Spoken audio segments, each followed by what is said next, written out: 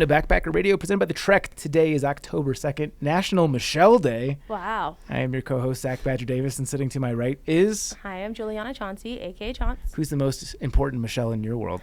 I don't know that many Michelles. Obama? I don't think I have an immediate Michelle in my life. Yeah. Do you? My mom. Oh, okay. Well, then your mom. But this was specifically Michelle, and my mom only has one L, so I don't know if she qualifies. Yeah, she needs a different day, apparently. Before we get to today's interview, reminders of any kind. Yes, if you are thinking of through hiking in the year 2024 and would like your journey featured on a large, amazing platform, hit us up. We are accepting blogger applications.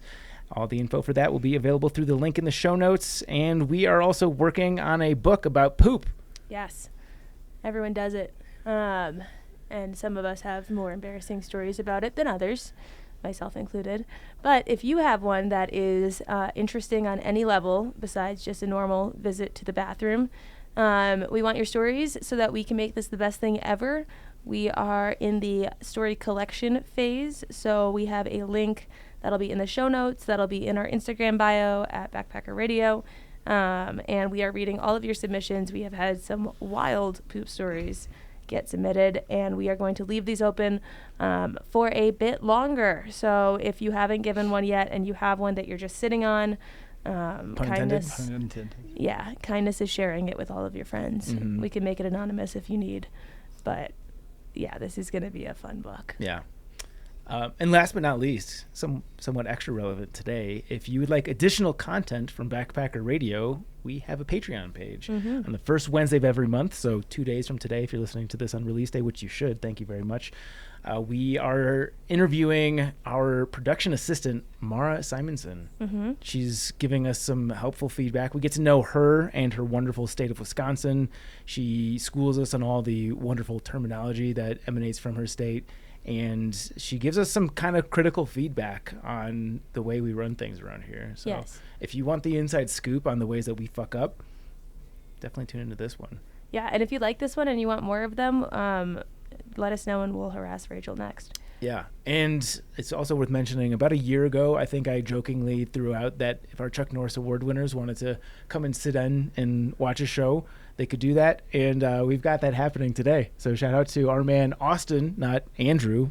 Andrew McDaniel. Austin McDaniel. Yeah, it's always fun when the Patreon supporters are way more backpacking badass than either of us. Yeah, especially since he's on the CDT right now, and Yeah. he made great lengths to get to the road in time to get here today. That is a face that has seen some colors. This Yeah. guy has seen some sun. He told me when he'd be in the range of being here, and I said, okay, we're recording this day. Here's the address. Here's the time. Like, see you maybe. And he just said, challenge accepted. Yeah. And that was it. Yeah.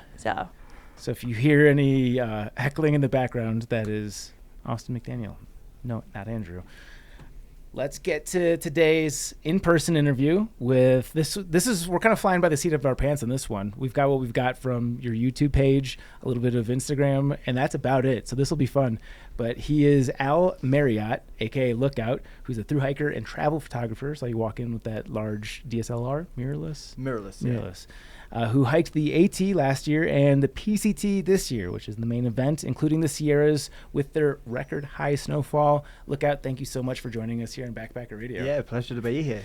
So let's go. I want to talk about photography a little bit. What is the setup that you're rocking? I'm using, let me show it off. It is a Sony A7R III, which is 42 megapixel camera, and it's got a gigantic 24 to 105 millimeter lens on it, which is exceedingly heavy. It probably weighs more than my food bag, but for me it's worth it. Yeah, it's just I think when it's like you enjoy something, it's a hobby, it makes every day better. Like every day you're looking forward to taking great photos, or at least just pointing the camera in that general direction, and it takes so much better photos than just your mobile, and that makes me happy every day. It's like you've got to find your little wins every day, and I think photography is something that I couldn't sort of live without when I'm doing my thru hiking. if there's one thing we like on this podcast, it's a good accent. I guess there's probably two things: poop stories and good accents. So we'll find out if the second one can come to fruition. But certainly, you check the good accent box. Where are you from? I was born in London. London, okay. Yeah. And is that home for you to this day? Family still live there, but I live sort of in between Australia, and I spend a lot of time in Thailand. Okay. For somebody, I've never heard this from the English perspective. How would you differentiate between the English and the Australian accent? I can hear the difference, but I don't know if I could describe the difference. That's you're hitting the tough question straight away. You're putting me on the spot. No, I think the English one is like sort of more classic and clean. The Aussie one gets a bit more ochre. You know, they draw out the water a bit more, and you can usually hear someone saying "a" on the end of something if they're from Western Australia, and that's where I was living most of my time. So I say "a" on the end of things quite a bit. Yeah. When I'm doing my stereotypical Australian accent, I always start with an "a" just to let people know that I'm trying to do an Australian accent. Like, "Oi, put another shrimp on the barbie, eh?" That's pretty good. That was something. It was an effort. Yeah, it was an effort. An effort was made. Yeah. All right. It's still better. Where are you going to go from there, Zach? It's still better than my accent, actually, because I've friends back in Australia, and they're like, "You just sound so English." And then I go to England, and they're like, "Why have you got an Australian accent? You were born here." So it's somewhere in the middle. It's not quite home anywhere. Yeah. Okay. I want to hear about how backpacking fell on your radar, because according to the resume that I've got, the AT was the first trip for you. Yeah. Were you doing any long distance backpacking back in England? Nothing in Britain, no. I did part of the GR5. I was living out in Chamonix around 2008, 9, 10, and there's a section of the GR5 which is called the Grand Randonnée 5. It runs from Hoek van Holland down from the North Sea all the way down to the Mediterranean, just to the east of Nice. And it's really funny, when you finish that trail, there's like a pillar, and there's heaps of boats and rich people and a big promenade, and then you just come in looking like a trash hiker, you know, and you fall over, you're just all sweaty, and people are like, "What's he doing here?" So that one's a pretty fun one. Goes through the Alps, goes through the Mont Blanc Massif, so you sort of see Chamonix Valley and things like that. So that one's a really cool place, and that I was hiking a lot of trails around there, and I noticed it on the map, and I thought, you know what, I'm going to go and do that one day. And I bumped into some hikers that were doing it, and I said, "How long does it take me? Maybe a month or something?" They're like, "Try 5. So that was the sort of first big thing that I attempted. And then I had a partner that was reading a lot of Bill Bryson back when I was a teenager, and she hands me A Walk in the Woods, and she goes, "Here, try this." And at that age, sort of 17, 18, I'd never even thought that hiking more than like one day. I thought you'd just go out in the woods, camp overnight, and hike back to your car. That was hiking, but I didn't realize that people went out for months and months at a time. So that was my introduction to it, but I didn't attempt it until much later in life. And how do you, I guess, where did your life take you that now you're bouncing between Australia and Thailand? I was just trying to travel as many places as possible. That's like my number one passion, is traveling. I have a goal of wanting to go to every country eventually, and I was in New Zealand, living in New Zealand, doing day hikes, and I've done a few of their what they call them, the grand hikes that they've got there. And I said, you know what, I'm this close, I might as well go over to Australia. There's nothing really there that attracts me to it. And then I said, I'll just spend a year there, living and working, backpacking, and I'll go somewhere else. And then, like 8 years later, I'm still there. So that's what brought me to Australia, and I set up a life there, and it feels more home than Europe does. And then I was working as like serious 9 to 5, and it got real stressful. And I said, you know what, I like doing more than this, is being in hot weather and scuba diving.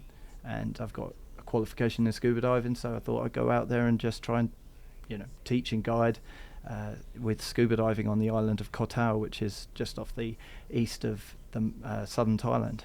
And so I decided to give up high paid work and go and have a much better lifestyle for pittance.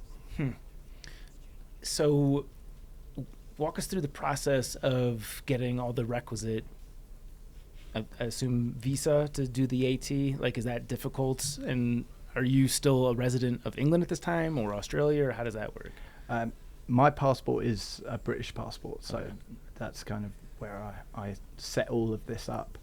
The process is, it sounds a lot more complicated than it actually is. You have to go onto the US consulate website and you fill out a form, pay an extortionate amount of money, and they say whether or not it gets approved, we take the money. So you pay that money, and then they say, yep, come to an interview on this date, and then you get your interview date. You go up there and you think, I had this stack of paper like that, all this evidence of, bank accounts, insurance. I even had my lighter packs gear list. I was like, this is it. I'm gonna I am a real hiker. I really need to go and do the AT.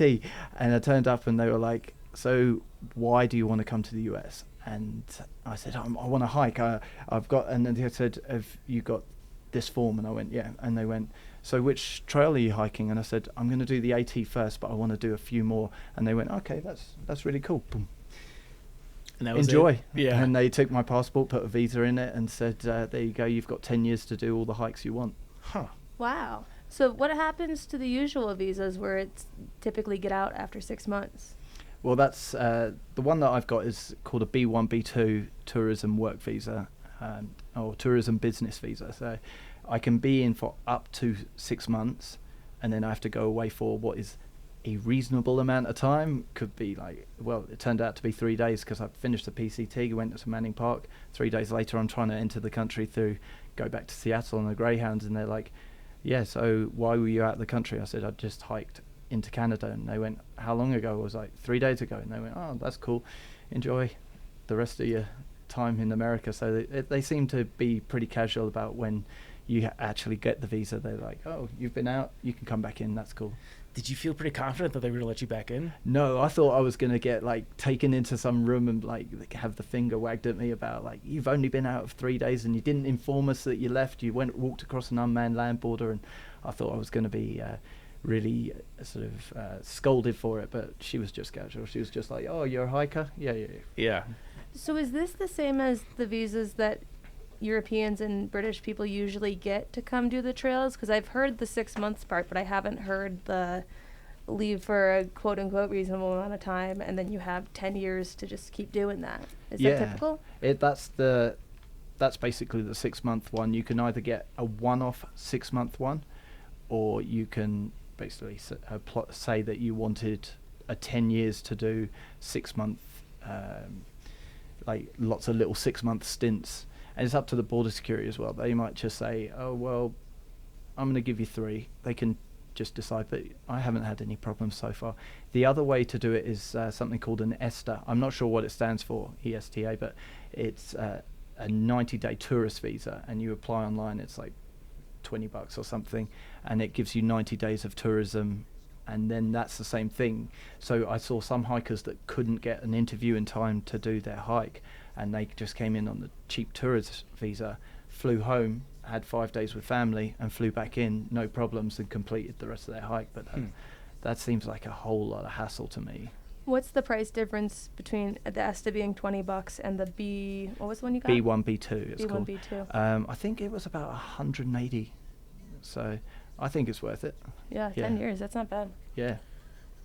So, on the fence of what direction to take it here. Obviously, want to talk a lot about the PCT. So I think let's start there. Actually, just to backtrack a little bit, knowing that you've got this 6 month limit, do you feel pressure on the AT to hike to a certain schedule, or did 6 months feel like, there wasn't any stress on you to make that happen? Oh yeah, it was always hanging over my head, every couple of days, sort of just doing the readjustment of, okay, I was supposed to do X amount of miles, but the last section has been real tough and my average mileage has gone down. That means that I'm going to have to... So I did feel a little bit like, am I going to get to the end before the visa runs out? Mm-hmm. And I was cutting it close, to be honest. I think it was like a week and a half before I had to go back. This time round, it was far more casual. I know that they don't even check it when you leave. Huh. You just go in to the airport and you book in for your flight and fly out, and there's nobody there at the airport going, hey, I've got to check your visa. How long have you been here? Yeah. So I don't know if the the airline actually report back to immigration about when you left, but yeah, I felt it on the AT, a lot of pressure. This time round on the PCT, there was nothing. I'd planned since the start that I wanted to finish on September 12th because that's my birthday, and I've got until sort of the first week of October, I think, before I have to go back. So I knew I had like all that wiggle room in case I didn't make it on my birthday, but I did. I sat there, and that was a pretty good memory for the books. You know, get have that sit there on the terminus, and it makes it sort of double cool, I guess. Yeah. I will say they definitely know when you fly in and out. And I've told this story before, so I won't tell it again. But there was a time I accidentally went into Canada with no ID, and I had to come back. And so it was like Jeopardy at the border station, and they were quizzing me on when I took certain flights. And there was one that I skipped because I took a train instead. And that was like the finishing question because they knew I never got on that flight. It was crazy, all the stuff they had on their computer. Oh, wow. So they really do. Yeah, so they have that stuff, I think. It's like Minority Report. Yeah. Okay, main event, you hike through in a historic snow year on the PCT. Before we talk about the particulars of that, what sort of snow hiking experience did you have going into this? I was an expert mountaineer. No, a little bit more than most people I met, but I won't say like an expert. When I was living in Chamonix, I did. There's glaciers and there's permanent snow in some of the mountain range up there. So I'd walked on snow before. I was confident with it, but I'm definitely not going to lead a group or teach anybody new techniques. So I felt confident, but I wouldn't say that I'm there to tell anyone what they're supposed to do or not supposed to do. And going into this hike, were you pretty hell-bent on maintaining a continuous footpath or at least going through the Sierra? Oh yeah, for sure, yeah. And I spoke to a couple of people who said the same thing. The two people, a guy called Worth It, who I was hiking with, and another girl called Shade, who was actually only 20 years old, no through hiking experience, no hiking on snow, and she went through the Sierra as well, a little bit later than I did. And they both said the same thing, that everyone that they knew that went through the Sierra and completed it all decided before they got on trail or way before they got to Kennedy Meadows, I'm doing this and I'm getting through it. And the people who went, oh, I'm going to go in and just take a look and see if I'm comfortable with it, more often than not, they all ducked out of their first opportunity at Lone Pine, and so it wasn't so much that there was everyone who got through was super skilled. It was that they just were so determined. I'm not giving up on this. I'm getting through. And like Shade, who had no experience whatsoever, just got straight through the Sierra, no problems. And I say no problems because she was being guided by somebody who was a triple crowner, so she was all right. That's interesting, and that also makes perfect sense to me. You obviously have to have some sort of baseline skill set, but I would imagine that personality type conviction is ultimately the determining force there. Yeah. Obviously, want to get to the Sierra. Everything south of the Sierra was still a lot of precipitation over the winter as well. Did you run into any harrowing situations before getting to Kennedy Meadows South? No, to be honest, the whole desert was beautiful. There was a super bloom. There was flowers everywhere. Everyone was saying, I was seeing people were saying, oh, I hated the desert so much. I remember when I was listening to you guys talk about doing the PCT in the high snow year before I got on, and you were doing all of those episodes, and I remember someone mentioning that first time round hating the desert, but then the second time round liking it. And I was prepared for this to be like 700 miles of ugly hiking and just boring, kind of like I've heard about New Mexico on the CDT, people saying about it's just boring. And I got into it and there was just flowers everywhere. There was so much life and birds and lizards and stuff like that, and I was like, wow, this is a really, really pretty section. So I actually found the desert actually quite a lot of fun. It eased me into it, and the terrain wasn't too hard either. Yeah, that's interesting. So not even at like San Jacinto or anything like that was it tricky? Well, that was a weird one as well, because I turned up at San Jacinto just after it opened, because it was closed for a long time. and people were talking about skipping certain sections or going up Black Mountain Road or just avoiding it in total. And I turned up and I said, I'm going to do it. And people are like, what kind of experience have you got? What equipment are you taking? Have you got this and this? And I was like, no, I'm just hiking. I'm just going to go up and over it. And they said, why? I said, because I said before this trail, I said to myself, I promised myself a few things, and one of the things I said is that every day I'm not going to flip, I'm not going to skip any parts, I'm just going to wake up and hike north and then get to camp and sleep, and then the next day wake up and hike north again. And if the route's open, I'll follow it and go over mountains or go over anything that's in the way, because that's where the trail goes. You know, if the trail goes up and over that mountain and it's open, and the people who are far more skilled than me have said, yeah, it's safe enough to do it, then I'm going to do it. And it wasn't a question in my mind that San Jacinto is it. And I was surprised actually how easy it was. Now, I don't mean that to come across like, oh, I'm so good. I mean that anyone who went up there was a little bit on Fuller Ridge and a little bit on Apache Peak that was a little bit sketchy. But for the most part, I didn't look at it and go, oh, most of the people on trail couldn't do this. It was the opposite way around. I was like, there's so many people that are skipping parts of this or the whole thing that could easily do this if they were comfortable. It's that, how comfortable are you being uncomfortable?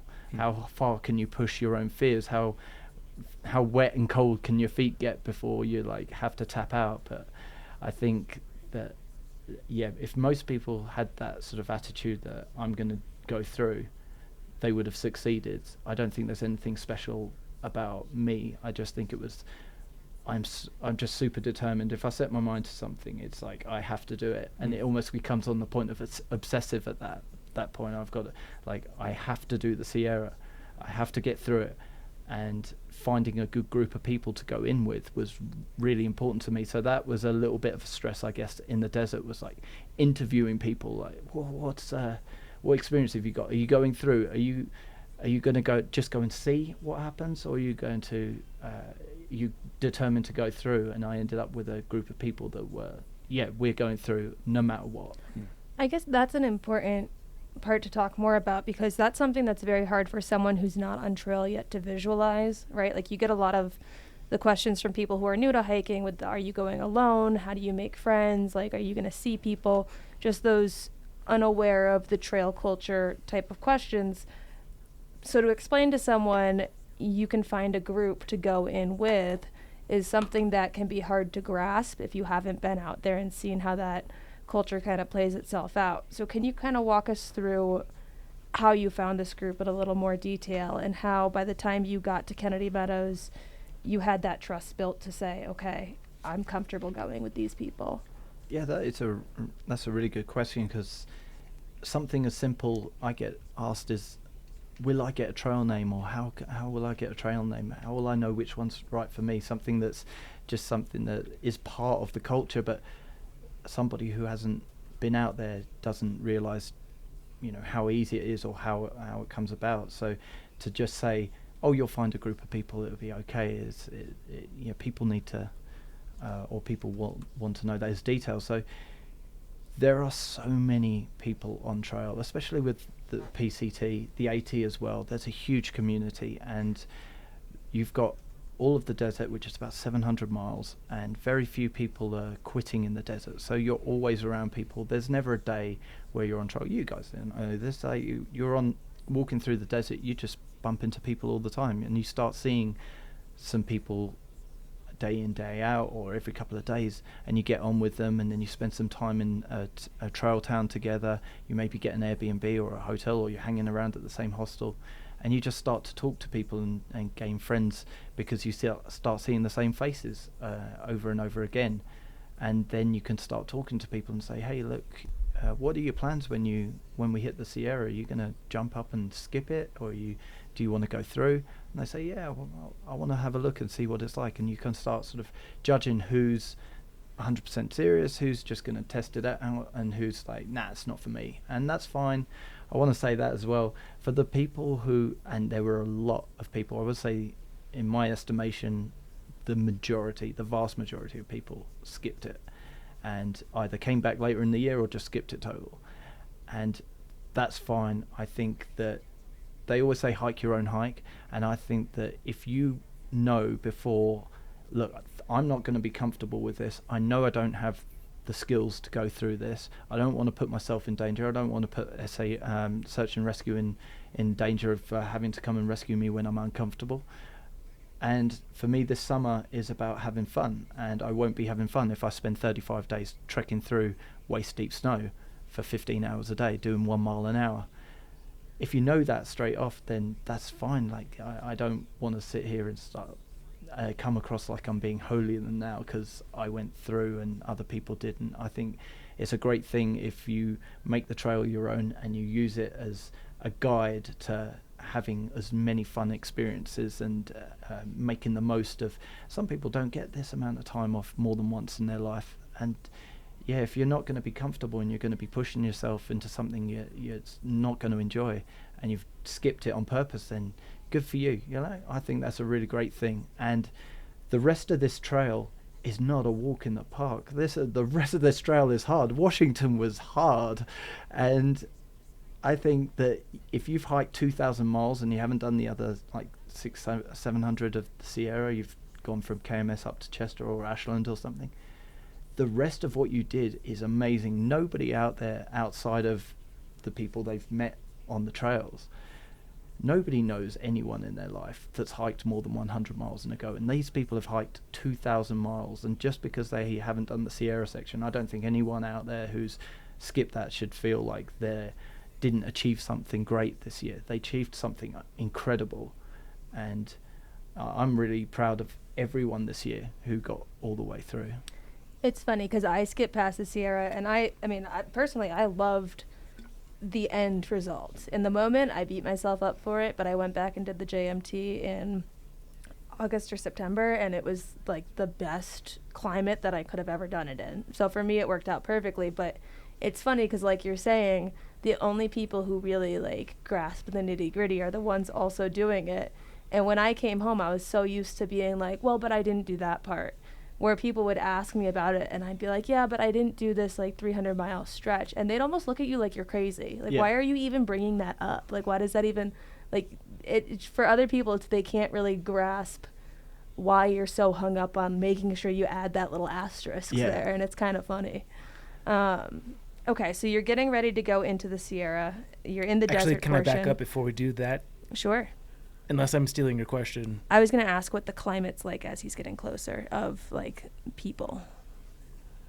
We'll do that question. I do have a... Do you like that? Well, you can ask a different one. I think it's important to at least have this information known about if you use snow gear going through, like, Apache Peak or... Yeah, go back to there. Yeah. That's, I guess, my question. Right. I had micro spikes, I had an ice axe, and that was it. I was super careful. I know some techniques, like, you know, always maintaining 3 points of contact, but to be honest, that Apache Peak part was so short. I thought going up there that it was going to be this huge, great big, like 3-4 miles long, and you get past, like, I don't know, 500 feet, and you look back and you go, oh, that was that bit, that was it. Okay, I guess I'm done now. I'm back on rock, and that's it. And then people are saying about Fuller Ridge, and the only problem for me on Fuller Ridge was constantly getting lost because there were no other boot tracks. I was up there so early that nobody had done it, so, or at least the people that had gone ahead of me had their tracks had melted or something like that, so they weren't there. When were you on Fuller Ridge? Oh God, I'd have to like look a it month, up. just general month. That was April, I'd say, sort of towards the end of April.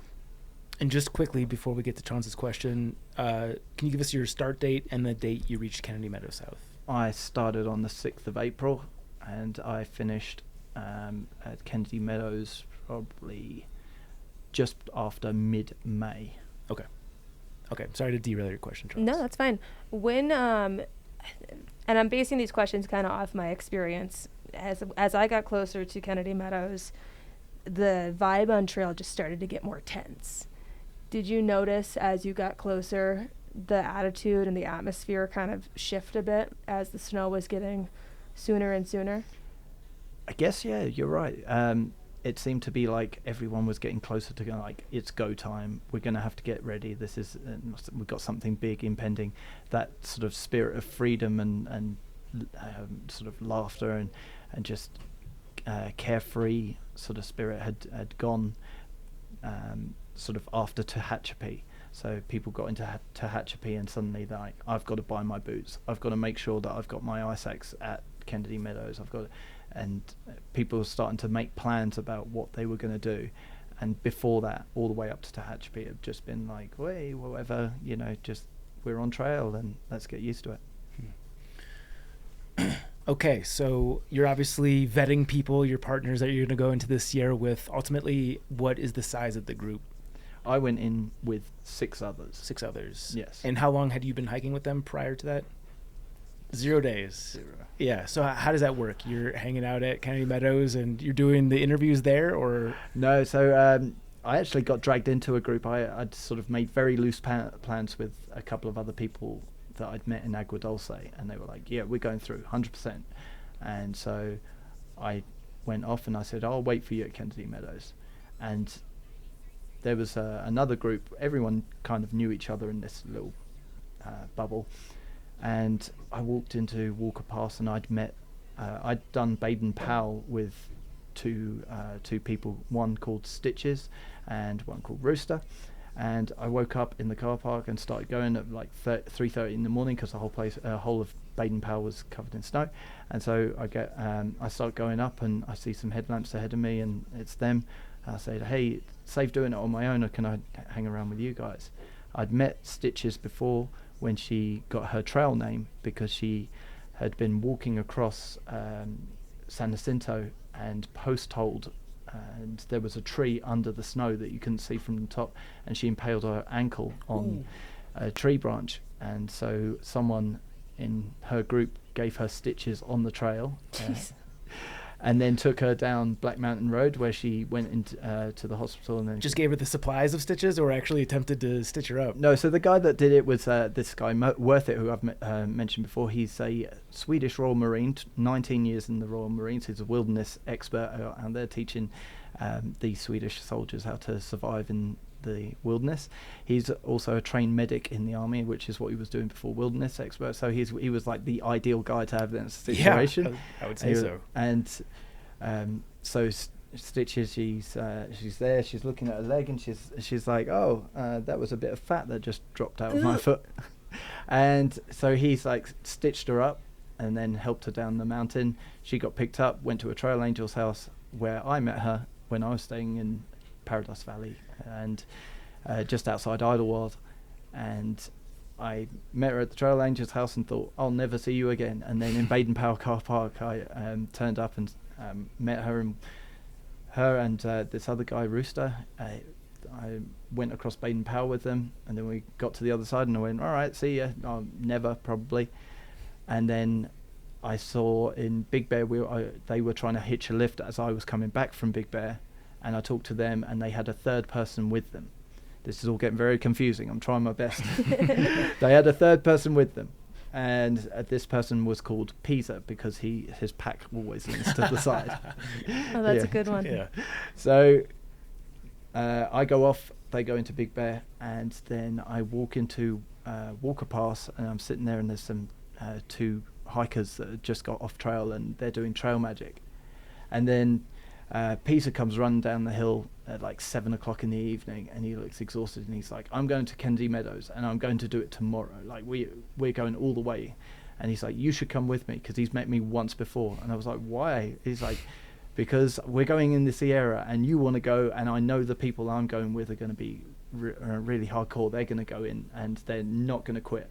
So I said, oh, yeah, all right then. So we went off and hiked, and we got to Kennedy Meadows, and the people he was talking about were Stitches and Rooster, who I went over Baden Powell with, and they had another group, and Worth It, this soldier, and there were another couple of people making up a group of 6, and they had already, I didn't realize this, but they had already been batting off other people at Kennedy Meadows while they were waiting for Pisa to come in, who were like, can we join your group? And they're like, no, 6 is too many, but we're going to go with 6 no more than that, no more than that. So all these people are hanging around Kennedy Meadows, desperate to cling on to this group of sort of semi-experienced people. And then I walk in with Pisa, and they're like, okay, there's the 6th guy. Oh, and look out, it's really good to see you. What are you doing here? And I was like, I'm hiking with you guys. And they're like, oh my God, you just made everything worse. Like all the scornful eyes of these people and so that was it. Just kind of got dragged in. I knew 3 people in already, and it was just Pisa who met me on the trail, who just sort of dragged me into the group. So are you asking questions going into it of like, what happens if we get to, let's say, a crazy river crossing, and half of us say, let's do it, and half of us say, we're not comfortable? Are you talking through like what could happen and how are we going to handle that stuff before you get there? Yeah, for sure. So I was really impressed with how organized the group was.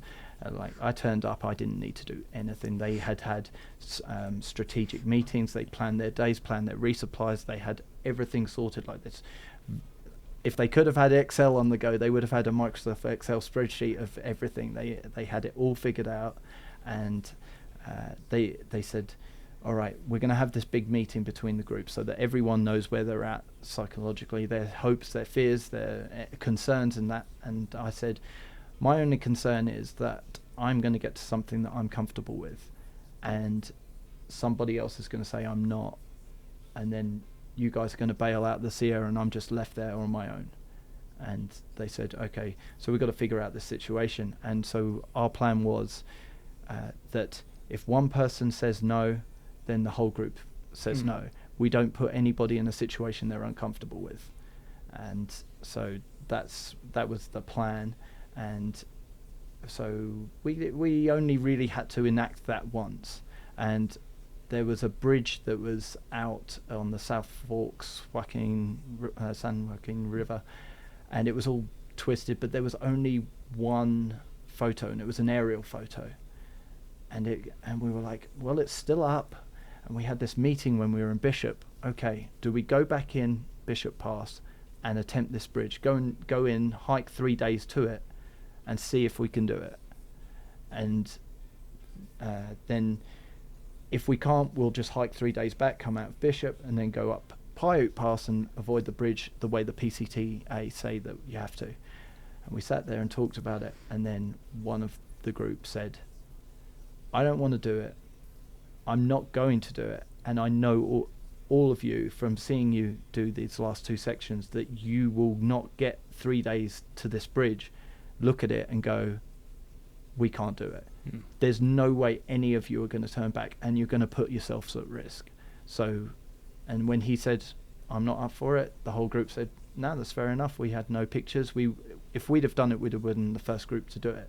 And then it turned out loads of people ended up doing it after that. And it was a little bit sketchy, but it was doable. But we didn't know that at the time. And that was the only time we've had to. I think that's from April. That's the exact picture. Zoom in? Yeah. There's a zoomed in version. Oh,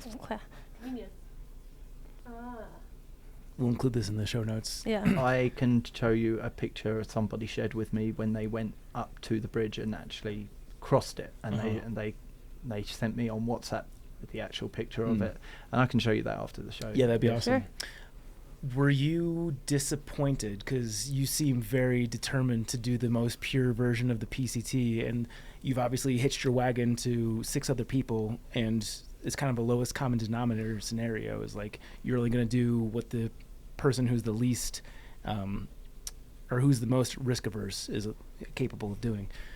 Were you disappointed knowing, at least at this portion, that you weren't going to be doing the purest version of the PCT? I'll be honest, I was a little bit relieved.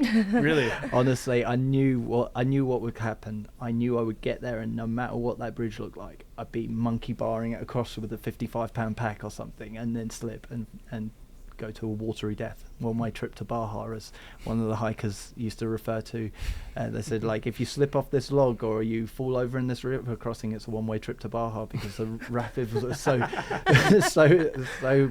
severe.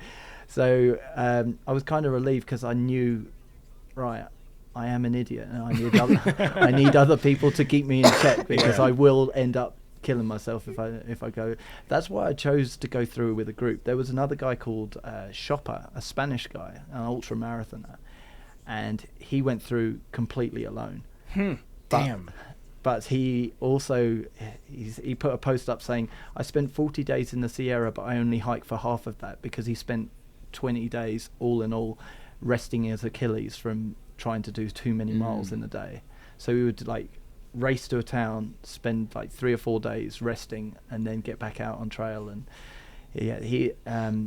he had that attitude of just like, he'd turn up to a river and go, yeah, sure, the trail goes this way, so I'm going this way. And he was just trying to find the shortest time-wise way to get through. And I would have done the same thing and really put myself at risk and done something stupid. So I kind of liked having 6 people say, just rein it in a bit. Yeah, kept you in check. Yeah, exactly. Yeah. I'm surprised that you guys were all so like down to change the plan when it was decided in a town, because I understand like getting to a river and one person being like, I'm not comfortable with this, and everyone holding true to their pact and everyone going back. But I feel like if you're talking about stuff in a town and one person's like, I don't know about this, it'd be so easy to be like, well, how about we just meet you in the next town, you know? Yeah. Was that part of the thought process at all? I think we bonded at that point, and we were in that sort of happy phase where nobody was rubbing up against each other, where it's like, oh well, if you want to go off, do your thing. Then we were still at that sort of honeymoon period of like, oh, we're all getting on, and like 7 people and we're all good friends. And so it was like, we don't want to lose this guy, we don't want him to go ahead, he's part of the group, he's someone we have we're friends with and we have fun with. So if he's not comfortable with it, let's not put ourselves at risk. And it was a sensible thing. Like, as I said, we had seen one aerial photo on the PCTA website, and that was it. So we didn't know what it looked like. So that was kind of where our brains kicked in and went, yeah, suppress the ego. You don't have to follow the line. Let's do what's sensible. And that, as one of the other members of the group said, the PCT changes every year slightly, and this at that particular time, that's the route, out of Bishop, back in Paiute Pass, and that's the official route. So we're not actually sort of going off trail and blazing our own way. We're just following what the PCTA say that we have to do that year to stay safe. So it wasn't so much that we felt guilty about leaving the path, because that's where the PCTA said to go. I would love to hear, let me know if you have questions that you want to interject instead, but I would love to hear kind of you just, like, I love story time here. If I can get you to tell a nice story and I sit here and get to listen, that's great for me. I want to hear from when you went in from Kennedy Meadows, just your narration of the Sierra and how that went, with like as much detail as you can give to the good stuff. Yeah. So when people have been asking me before and said, what are the Sierra, what was it like to go through? The answer that I usually gave was, I was thinking that people were asking that question like the same way that when you go to work on a Monday morning, someone says, hey, how was your weekend? They don't want you to go, yeah, it was great, I done this, I went clubbing, or that. They just want you to go, yeah, it was all right. So my answer before was like 3 things. I'd say it was cold, it was the hardest hiking of my life, but every step was worth it. But to expand upon that and say what it was actually like and go into detail, we left Sierra, we left to go in the Sierra, we left Kennedy Meadows south with the heaviest packs we'd ever carried.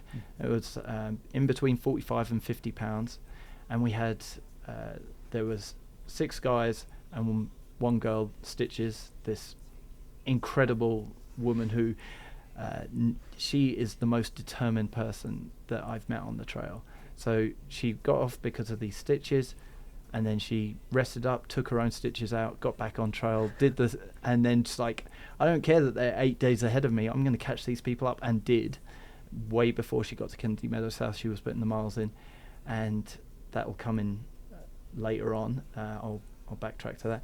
But we left with these huge packs, and we were walking along, and I'm just like, I don't know about this, man. I've got 50 pounds on my back, and those 50 pounds are like your bear container, like your bear vault, and then you've got, because everything was covered in snow. You can't do little resupplies. It's literally going 6 days, then 8 days, then 9 days, then 7 days. It was this huge, like 4 huge carriers carrying more food than they've ever carried before. Some people were taking freestanding tents because they were worried, like, oh, I've got my trekking pole tent, but can I put a tent peg into snow and it holds in wind? And Worth It, this wilderness guy, they're like, yeah, you can. You just dig a little trench with your ice axe, lay your tent peg horizontal, put the snow back on it, stamp on it, and then that should hold it up. So there's a tip for anyone who's going into the snow, because I just carried on with my trekking pole tent and it worked every night. So, but some people are carrying freestanding tents. They're carrying more layers because they're getting colder at night. They've got thicker sleeping quilts, or they've gone the full sleeping bag route. They've upgraded everything so it's warmer, and everything's warmer and heavier. And I use synthetics, so I had a 20-degree enlightened equipment quilt that's synthetic, that's about the size of a watermelon. It's absolutely huge, takes up about a third of my pack. And we're all carrying all of this food, all this extra equipment, ice axe, crampons, microspikes, and 5 of the people that we went in with used snowshoes for the first stretch as well. So they got an extra 6 pounds of snowshoes that they're carrying for most of the time, because the terrain wasn't suitable for snowshoeing. So they got snowshoes hanging off the bottoms of their packs as well. So we had these huge packs, and it's so slow going in the snow that you're doing like 1 mile an hour. It's absolutely draining. And we were starting at around 2 or 3 in the morning, because you have to start off then, because that's when the snow is frozen. You can actually put in some miles. You actually get some decent miles. You go, oh my God, in 7 hours we've done 4 miles. This is brilliant. When it's like in the afternoon, but in the morning it's the other way around. It's like, oh yes, 2 hours, and we've in 2 hours we've made it like 4 miles. This is the great pace. This is twice as much we usually do. And then the sun comes up at 10 and it melts everything. It's like walking in mashed potatoes. And so we had these 2 bits of terrain in the Sierra that were really, really hard. One was sun cups, and the sun cups were the deepest sun cups I've ever seen in my life. It was, about 18 inches to like 2 feet deep, some of them, and you're walking across this endless meadow of it. And then when you get into the trees, you go, well, let's just go in the trees because there won't be sun cups there. And there's these huge tree wells about like 8 feet tall. So the trail is just flat and nice, and it goes through. And now it's covered in 15 feet of snow that just goes up and down, up and down, up and down. It's like, walking up these mini hills. And so you could just got all these mini ups and downs, sapping all of your energy all day. And then when you're walking in the slushy snow, what we nickname mashed potatoes, your shoes are completely soaked. There's nothing you can do again unless you've like got Gore-Tex boots or something. And those who did have those big heavy Gore-Tex boots are carrying like an extra 600 grams on each foot with these heavy boots. So they're using more energy. They're more exhausted. Your pack's weighing so much it's draining on your shoulders, and it was just tiring all the time. There were so many times that you would say, how long till camp? And then someone says 1.2, and your heart just sinks, because you know that 1.2 is now going to be like an hour and 20 minutes. And there were loads and loads of avalanche fields where things had just got wiped out. So you're climbing over trees, and there's just rock debris, and it was a really, really tough place to be. And you were hungry all of the time. I just remember that. We were always hungry. You'd finish breakfast, and you'd go, I'm so looking forward to starting on my pocket snacks, because I can't start for 2 hours. There was one part where I was looking in my food bag, and I was like, right, that's exactly 2 days worth of food. Do I make future me angry? Because current me's really hungry. I took out this huge jar of peanut butter and got through it in 3 days, because every time I was hungry I was just taking spoonfuls of this peanut butter. So you're hungry, you're exhausted, you're tired, because you're burning the candle at both ends of getting into camp late and then getting up in the middle of the night to start hiking at 2 or 3 in the morning. And it's really difficult not to get ratty with people. It's sort of, I did have one moment, I have to confess, this is going to sound real bad, but so it was the very last stretch of the Sierra. We were a couple of days from getting to Sonora Pass, and I was hungry, boy. I was so hungry. And I said, what time is lunch? And they went 10 a.m. And I was like, dude, you would never do an 8-hour stretch at work. We've started at 2 and you're expecting me to walk for 8 hours. You wouldn't say to somebody, oh yeah, lunch break's at the end of the workday. And they go, it's not at the end of the workday. We're still going to be hiking till 5 in the evening. And they said 10 a.m. and we get to 10 a.m. and there's nowhere, like it's real horrible terrain. And they're like, we can't just stop here. We've got to go to somewhere cool. There's a lake up ahead. It's only an hour and a half away. And I'm like, oh my God.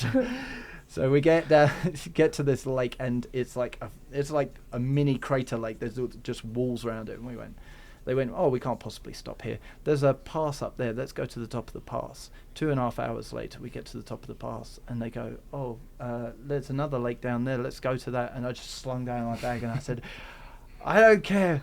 I'm an adult. I'm hungry. I don't care what you guys do, but I'm having lunch. And if anybody else wants lunch, you're welcome to join me. But those who want to trek another 45 minutes down that bloody hill, go ahead, be my guest. But I'm having lunch. And I sat down like a toddler, and I was like, I'm going to eat my lunch. and it's like, so someone like literally just went, you're not you when you're hungry.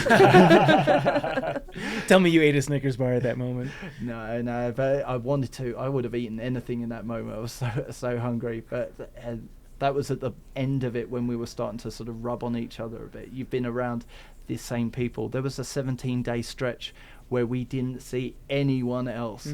And I say 17 days. Obviously, we were not continuous. We came out for town days, but the two stretches together was 17 days where we didn't see anyone else, and that's a long time to be alone 24 hours a day. And there were a couple of times where you're like halfway through a conversation with somebody and they've set up their tent, and then you're like talking to them and they just get in their tent and zip it up mid-conversation. They're like, I'm done. I am so done. It's 6 o'clock. We've got to get up at 1 to get ready to leave at 2. I am done talking to you. Continue tomorrow. That's funny. I'm curious, you mentioned that a good number of people in the group had snowshoes. Was that a good decision? Did they regret that? That was an awful decision. It was dead weight on the end of outside of their packs for the majority of that first time, and they all got into Bishop through Onion Valley Trailhead, which is where you usually go into Independence. But there were a couple of people there who knew people in the area, so we got rides all the way to Bishop, and they got into Bishop, just gave them to the outfitters and said, yeah, you can sell those secondhand. I don't want to see them anymore. So there were 2 of us that went in, Peter and myself, who went in with just microspikes and crampons, and the other 5 were kind of acting a little bit magnanimous before we went in. They went, well, we've got snowshoes and you haven't, so it might be the case where we're at camp hours before you. You 2 have to look out for each other, but we'll just be steaming ahead. We'll be so fast on our snowshoes. And like day 1, I was there with Peter and I said, have you seen the other guys? And they were like, no. So we sat on this log for 45 minutes before they all came tripping down the hill, like rolling down, tripping over themselves in their snowshoes. Did they swap out for microspikes or crampons? One swapped out for K10s, Cthulhu K10s, and everyone else was carrying microspikes and crampons. And that seemed to be the way that the majority of the time that you need microspikes, and then there were a few sketchy bits like Forester Pass, Mather Pass, where you need crampons because it's just a wall of ice. Yeah, so that I guess that would be the first big obstacle you get to once you leave Kennedy Meadows is Forester Pass. So walk us through how that went. So before that, it was just sort of rolling. There were a few steep bits, but it wasn't too much, and it was just kind of snowfields. And then we did Whitney the day before we hit Forester. So we go up, down Whitney. Next day we hit Forester, and we're at the base of that. And all we'd heard is all these horror stories about it was going to be so hard, and people like, oh, it's sketchy, you need 2 ice axes and you need this and that. And I've never seen boot tracks as deep as I've ever seen on Forest Day. It was the easiest thing because there were so many intrepid people that went in ahead of us, and so many people had already blazed a trail that for us, we just zigzagged up the face and then got to, for those who don't know Forester Pass, it's kind of like, imagine the wall from Game of Thrones sandwiched between 2 cliffs. And we got to this point where we've got to go a horizontal traverse across like 100% grade. And there were these really deep boot pack that straight across. It was really, really easy. And then we got to the other side and it just opened up and we saw the beauty of the Sierra. And it was like, oh, now I see what people are on about. This place is incredible. And I got down to the bottom of Forester Pass, the north side of it, and everyone else has carried on. I'm just standing there for like, half an hour taking photos and videos. I was like, this is the most beautiful place in the world. It was incredible. And after that, everything seemed worth it, whereas before it was like trudgery. Like every day is just over through sun cups and up and down through tree wells and over these meadows of sort of, on the way to Forester, there's just this long straight uphill that just seems to go on for about like 7 miles, or it's probably less than that, but it felt like that in my mind. And then after Forester, you just start looking around and you can't take enough photos at that point. You just pointing your camera in every direction, going, that's beautiful, that's beautiful, that's beautiful. And it brought the spirits of the group up a little bit, because before that was just like, we are going through the Sierra. And then after that, it's like, oh man, this place is so beautiful. Have you seen this river, this mountain? It reignited our passion to get through it. And we were looking forward to seeing more of it. And you kind of la-di-da'd past doing Whitney in May in a heavy snow year. That couldn't have been as easy as the rest of the clear paths.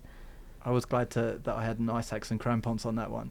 Yeah, it was the first part of it. You're just walking up to what is essentially the base of the climb, and then there was like a really, really steep hand over hand or ice axe, and stabbing your trekking pole in for the other one. I really could have done with 2 ice axes. And I was really fortunate. There was some people that I was friends with on trail that were really, really confident, and they went ahead and put a boot pack in for everybody, and we all followed. And that was Tiger and Hummingbird. So if they were listening, they can go, oh, he said our name on there. And they was super confident. They just went straight up it like pros and put a boot pack in for everyone. So it was easy. It was just a ladder for us. And then you get to a point there where it's just a rocky path, and it's the normal rocky path. There's very little snow after that because it's so windswept. And it was an easy walk from then. So to say, oh yeah, we did it in the high snow year, it would be disingenuous to say that any more than the first third of it was difficult. The rest of it was just walking casually up to the summit with a couple of tricky traverses over snow, but for the most part it was just walking over rocks. It was really it was so rewarding though, because we got up at like midnight or 11 o'clock and left at midnight to get up there, and we got there just in time for sunrise. We hit the peak just as the sun was coming up. It was an incredible moment. It's probably one of my favorite parts of the trail, and it's not even on the trail. So dry the majority of the way up Whitney. How much dry ground are you seeing in the Sierra, if at all? None. If later on, I'd say probably in the last stretch, and you'd be walking along and you get 20 feet of dry trail and you're like, there it is, and you walk with your face down, look, there it is, and then you just hit this huge snowbank and it's snow everywhere, and then you go up and over the snowbank and you carry on for a couple of 100 feet, and then you drop down and you drop onto the path again, and you're like, there it is, the trail. And you keep getting your hopes up every time that there's going to be more than 20 feet. And that 20 feet is usually where it's like snow has melted and just it's just you're walking through basically standing water at that point, or sometimes running water if it's on a hill.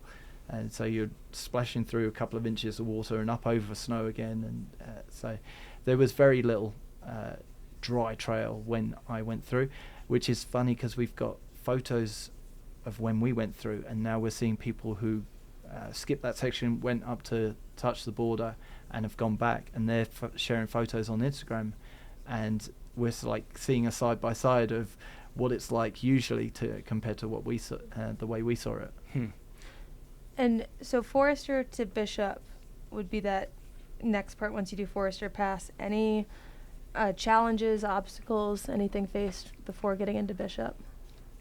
Yeah, I would say it was just the same, but it got a little bit worse. The creek crossings got a little bit more violent, and the altitude was we were starting to go higher and higher after Forester. So Forester, aside from Whitney, which is a side trail, Forester Pass is the highest elevation part of the PCT, and that's where we started being at a higher elevation. We started to see, like I say, more violent river crossings. There were, where it was lower, there were more trees fallen, and sometimes you'd be lucky to find a log. And now we were relying on snow bridges and kind of looking at them going, do we feel lucky? And then we just sort of try our best to jump across the middle part of it and going down these snow bridges and hoping not to fall in or collapse them, of which I collapsed 2, but luckily I was always going across last. Give us those stories. Yeah. I know the water crossings are usually the most anticipated, harrowing, scariest part of going through in these conditions. I assume you've had some close calls. Oh yeah. So the 2 snow bridges that collapsed, one of them was on a really, really steep descent, and we could hear water rushing as if like we were on top of a river. And I said, man, I can hear that water as if it's like right here. And someone said, yeah, it's below us. It's everywhere below us right now. And so everyone else is walking along, and they've walked over this particular patch, and then I go stomping through like a herd of elephants, like no care, no finesse. And there was a hole just collapsed underneath me, probably about 15 feet by 8 feet, and I collapsed and fell into the water, but on a rock, and probably about 2 feet of snow had given way, and it was on a very steep slope, and I saw the chunks just wash underneath the snow, and I thought, that's where I'm going, underneath there. But fortunately I didn't get washed anywhere. I really thought I was on like going to go on like a slip and slide straight under the ice and never be retrieved, but I managed to pull myself out, and it was sheer panic. It was like hit the ground and immediately bounce up. Just my heart was pounding. I was like looking at everybody else, and I was like, I almost died just then. I think I almost died. And they were like, yeah, let's get off this as soon as possible. It was the rest of the day I was really just sort of counting my lucky stars, and I took a picture of it, and it doesn't do it justice, because looking at it, it's this huge hole on the ice on this very steep slope in the trees, and I was like, oh my god, I collapsed that. And then you take a picture of it, and it just looks like nothing. It doesn't look too bad. So it's kind of hard when I'm vlogging for YouTube, or I'm taking pictures and that I want to share with people, and I don't feel like you can get a grasp of how steep things are, or how severe, or how big, or the distance, because the camera's just not doing it justice. The second one was completely my fault, again to do with the vlog. We were at Ptolemy Meadows, and there's a 3-part bridge, but the water was rushing over the top of this bridge, and we were like, that's a bit sketchy, let's just go down this side and try and meet up with the trail another way down. And so everyone's walking down, and I went, if I go up to this peak here, that I can get a great view of everyone walking across the landscape, it'll look amazing. So I climb up to this peak, and then eventually I run down the rocks, but everyone's gone. So I go down the way I think they went, but they took a little detour, and apparently one of our group got down about 20 minutes later, and they were like, guys, I think we've lost lookout, and I've just gone straight, they must be going this way. And I got to a river crossing, and there was a log to the middle of the river where there was like an island, and then from the island there was an ice bridge going across the second half. And I went, they've clearly gone this way. Like, this the trail goes straight down here, hits this, it's the obvious route. So I hit the log, and I'm rushing to catch up because in my mind they're ahead of me. And I put 2 feet on the snow bridge and just collapsed going under 4 feet of water. And I was really close to the shore, so I just grabbed hold of something and pulled myself out of the river. And now I'm like completely soaked in ice water and shivering. And then I hear someone shout my name, and I go and meet up with these 2 people who've come to find me. And they're like, dude, why did you try to cross a river on your own? I was like, I thought you'd be ahead of me. Like, we would never cross a river like that without you. And it was a stupid thing in the moment of making the total wrong decision, because I had caused myself to get separated all for a shot for a YouTube vlog. It was a real close moment, and I was really worried about one, just how cold I was on a very cold day, but also the fact that I'd gone under and I had my camera on my chest and my phone in a phone pouch, and I was like, oh great, I've just killed everything, but it's weatherproof, so it was all right. How do you dry yourself out and all your gear out when you're taking a little plunge in 4 feet of water and everything around you is just snow and cold? What's the strategy there? You don't. So for all of the Sierra, my shoes were constantly wet. They only ever dried off on town days, and my socks were constantly wet. And my shorts were a real thin and quick dry, so they didn't have too much of a problem. I was wearing a real thin sun hoodie, and most of the time when you're walking as well, you don't need. You're very rarely wearing your layers. You're hiking in your normal hiking clothes. So my sun hoodie dried out pretty quickly within half an hour, and my shorts would dry pretty much instantly. But just socks. So that brings me back actually to say that my every day, the misery is that you're waking up in the cold, in the dark, and then you have to put cold feet into wet socks, into frozen shoes, because your shoes were wet and now they've frozen. And you're it's Cinderella's ugly sister over here trying to get into a glass slipper. It's not working for me. So your feet are all scrunched up and absolutely freezing.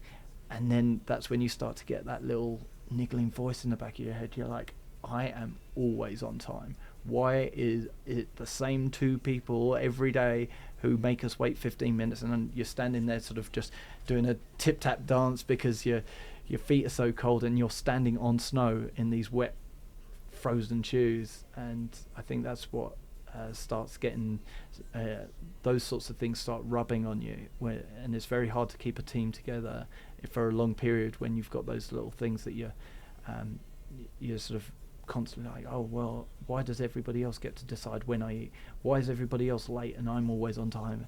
And then they're thinking the same thing of, why is this group always together, and then Lookout's always somewhere miles ahead trying to get a shot, or miles behind trying to get a shot? So we're all doing little things we're unaware of. We have no greater sense of self-awareness of the things that we're doing to annoy people, but you're trying not to let yourself get negative with people, so you keep it suppressed. I'm not gonna tell anybody just how much they're annoying me in this situation. Makes sense. You need each other, so you gotta hide those negative emotions. After those 2 close calls, does that rock your confidence with future water crossings? Being that close to potentially your death, I imagine the next time you come to a river crossing, you're second guessing yourself. It's like when you're early 20s and you think you're invincible, and then suddenly that you have a near miss and you go, oh, I'm not immortal, I'm not impervious to danger. You're suddenly aware that, okay, I can be affected by danger. But I'd crossed so many ice bridges at that point that I knew that, okay, 1 or 2 have given out on me, but I have crossed maybe another 50 in the last couple of weeks, and they've all been fine. So it's rationalizing that. Mm-hmm. Are you adjusting your approach to ice bridges to try to mitigate a third instance? Are you changing how you're testing them, or? Definitely checking them out a lot more. not just going, oh, there's an ice bridge and walking across it. It was a lot more sort of looking at it, saying, okay, it looks pretty weak in the middle. I don't trust it. Let's go find somewhere else that's safer. And there was definitely a lot more checking out, especially for the other group, because I'd basically been the lab rat that had collapsed too, and they're like, okay, we need to take this a little bit more seriously. Yeah. We were doing that before, kind of looking at some ice bridges and going, no, that's a bit sketchy. But now we were a lot more careful about selecting where we were going to cross these raging rivers on. How much of your time in the Sierra are you describing as type 1 versus type 2 fun? Like, you mentioned getting over Forster Pass and just seeing like the most beautiful visual you've ever seen. But a lot of what you're describing with the wet feet and the frozen shoes, like, I can't imagine those particular moments are too much fun at the time. Do you have some sort of rough breakdown of like how much are you enjoying at the time versus how much you will look back at it fondly after some time has passed? We were always saying this is type 2 fun. This is with the reason that we're doing this is just so that we can feel good about ourselves afterwards. It was an ego thing. Like, I want to get through this so I don't have this niggling thing in the back of my mind that, I did the PCT, but I did skip it. Like I said, going back, I said this before, anybody who skipped it, who's come back to it or decided not to come back to it, that's fair play for them. And, I have no judgment, and I think you did the right thing. But for us, the right thing was that we wanted to get through this, and it was type 2 fun. It's not fun to walk across and have frozen feet, walk across a river and have frozen feet. It's not fun to be exhausted and hungry, tired, and just sort of pushing yourself as far as you can every single day. It was a marathon slog. I couldn't say to you, it was 80-20 or 90-10 or whatever, because I just have to think about that a lot more. But it was definitely that we had decided that that's something that we wanted to do, so we were going to do it, and we were just going to suck it up and get through. And it was really important for us to do that, and so that's probably the reason. Some people are probably like, I'm glad I didn't go into the Sierra. This guy's saying how horrible it was. I don't really want to do that, and I can't understand why they would want to do that. Well, the reason we wanted to do that is because we set out beforehand and said, this is something that's very, very important to us. It's an essential part of our hike that we keep a continuous south to north footpath. And we don't want to break that. We don't want to come back when it's easier. We want to, the PCTA set the trail. I choose what day I start it. And and choosing that date, I have to absorb all of the challenges. I can't just hide in a town because it's going to rain for a few days. I can't just pick and choose what challenges I take. I have decided before I got on trail, I'm going to do this trail. I'm going to do it south north. Do you think that something plays into it in terms of you being from the UK and you having this visa that has an expiration date versus someone like me where, like, I live here? I can go out and finish it whenever. Did that play into it a bit of, like, I get less of a, window to do this than other people might? It might for other people, but I never really thought that there was a plan B. I think that when you make a plan B, you're already giving yourself that option to take the easy way out. That sounds real bad. I don't mean it like that. But to take an alternative to the plan A, let's say. So you've said, I want to get through this and I'm determined to. But just in case, I'm going to make this other plan. So I never really thought about it. For me, starting at Campo, finishing at Manning Park was always the plan, and not to get to Manning Park and then go, I've still got 700 miles left to do. That was never an option, and I'd say that about everybody else that went and completed it. It was something that they said right at the start, I'm going to go through this. Stitches said that she was sort of channeling you. She was saying that she was thinking about the episode where you were describing the fact that you were somebody who's a smaller stature woman, and you were on your own, and you said about your friend who bailed on you, and she said, like, I had to make sure that I wasn't going to go with someone who would bail on me. It was really, really important that I trusted every single member of the group. And when I turned up at KMS and said, hey, I'm the mystery seventh person that you never really planned for, she advocated for me and said, guys, I've gone across Baden Powell with this guy. He knows what he's doing. I'm confident that we're not going to be babysitting this person. And that's the only reason that I got through, is that we'd hiked together before. Whereas everybody else who asked to be in the group was told no. So she said that, you know, it was so important for her to know every single person. So she knew everyone beforehand. It was me who didn't, and so when I turned up, I didn't know many other people, but she knew everyone, and she kind of coordinated this group to come together and built the strongest team out of the hikers that she'd met on the trail to that point, and then added me at last minute. So we get to Bishop. Next stretch for you is what? Is it Bishop to VVR? Is it Bishop to Mammoth? What's your next leg?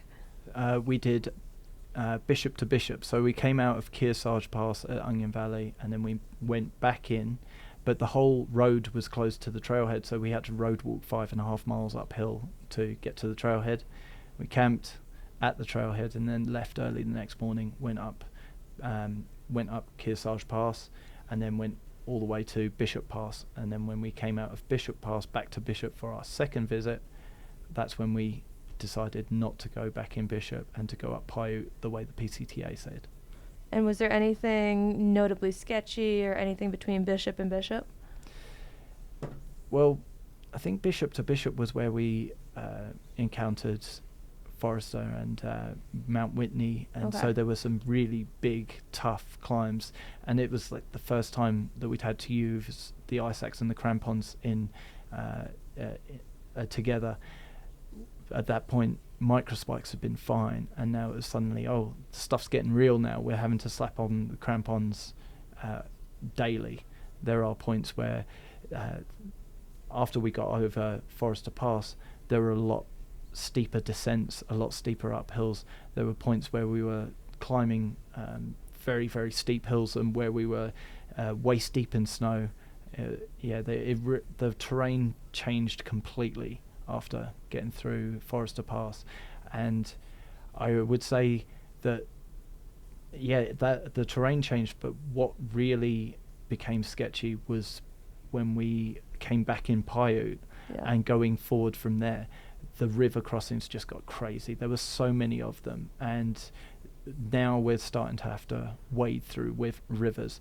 And there's a creek called Stubblefield Creek, and we turned up to that, and it was during a heat wave, and there were a group that we know that had been ahead of us, and they said, yeah, we just waded across, it was fine. And when we got there, the water was 9 feet deep, and we turned up and we looked up and down, and we spent probably about 2 hours going in separate directions just trying to find a good place to cross. And it came down to it, and we said, nope, here is the point we're crossing, and worth it. This wilderness survival expert said, for the Royal Marines, said, right, I'm going to show you exactly how to do it. And he got down to his jocks, down to his underwear, and he packed his bag, and we were all mostly semi-naked, or a couple of us went fully naked, and we got to this creek, and he gets in, and he just took over, and he went straight into instructor mode, and he wades out waist deep into it, and he says, all right, you're going to follow what I say, listen, because I'm only doing this once. And he puts the bag in, he says, first of all, I want to check my bag, it floats, right? It floats, you all got that? Yeah. What, did you all get that? Yeah. And he says, right, now I put my chest on it. I'm going to float my chest on it, and then I'm going to do frog kick across. But the water's moving so fast, I'm going to aim in a straight line, but the water's going to take me diagonally, and I'm going to go to that bank over there. And he points down river, and he says, right, watch me. And he just launches himself into the river and swims in a straight line, but then gets pushed down the river about 40 feet. And then he gets off his bag in the river, grabs hold of a reed, throws the bag up onto the river, pulls himself out, and he says, okay, next. And we're all just cheered because it was just this incredible thing. And Stitches, unfortunately, when she went across, she ended up going to like hypothermic shock, and Worth It had to sort of get her back. We wrapped her in my synthetic stuff, because that was the only stuff that was still warm despite wet, and we wrapped her up in that and gave her a hot cup of tea, and she was just kind of staring into space for a while, and we're like, Stitches, you okay? You okay? Oh, yeah, I'm okay. But she came around in the end. She was all good, and no one lost any fingers on that day.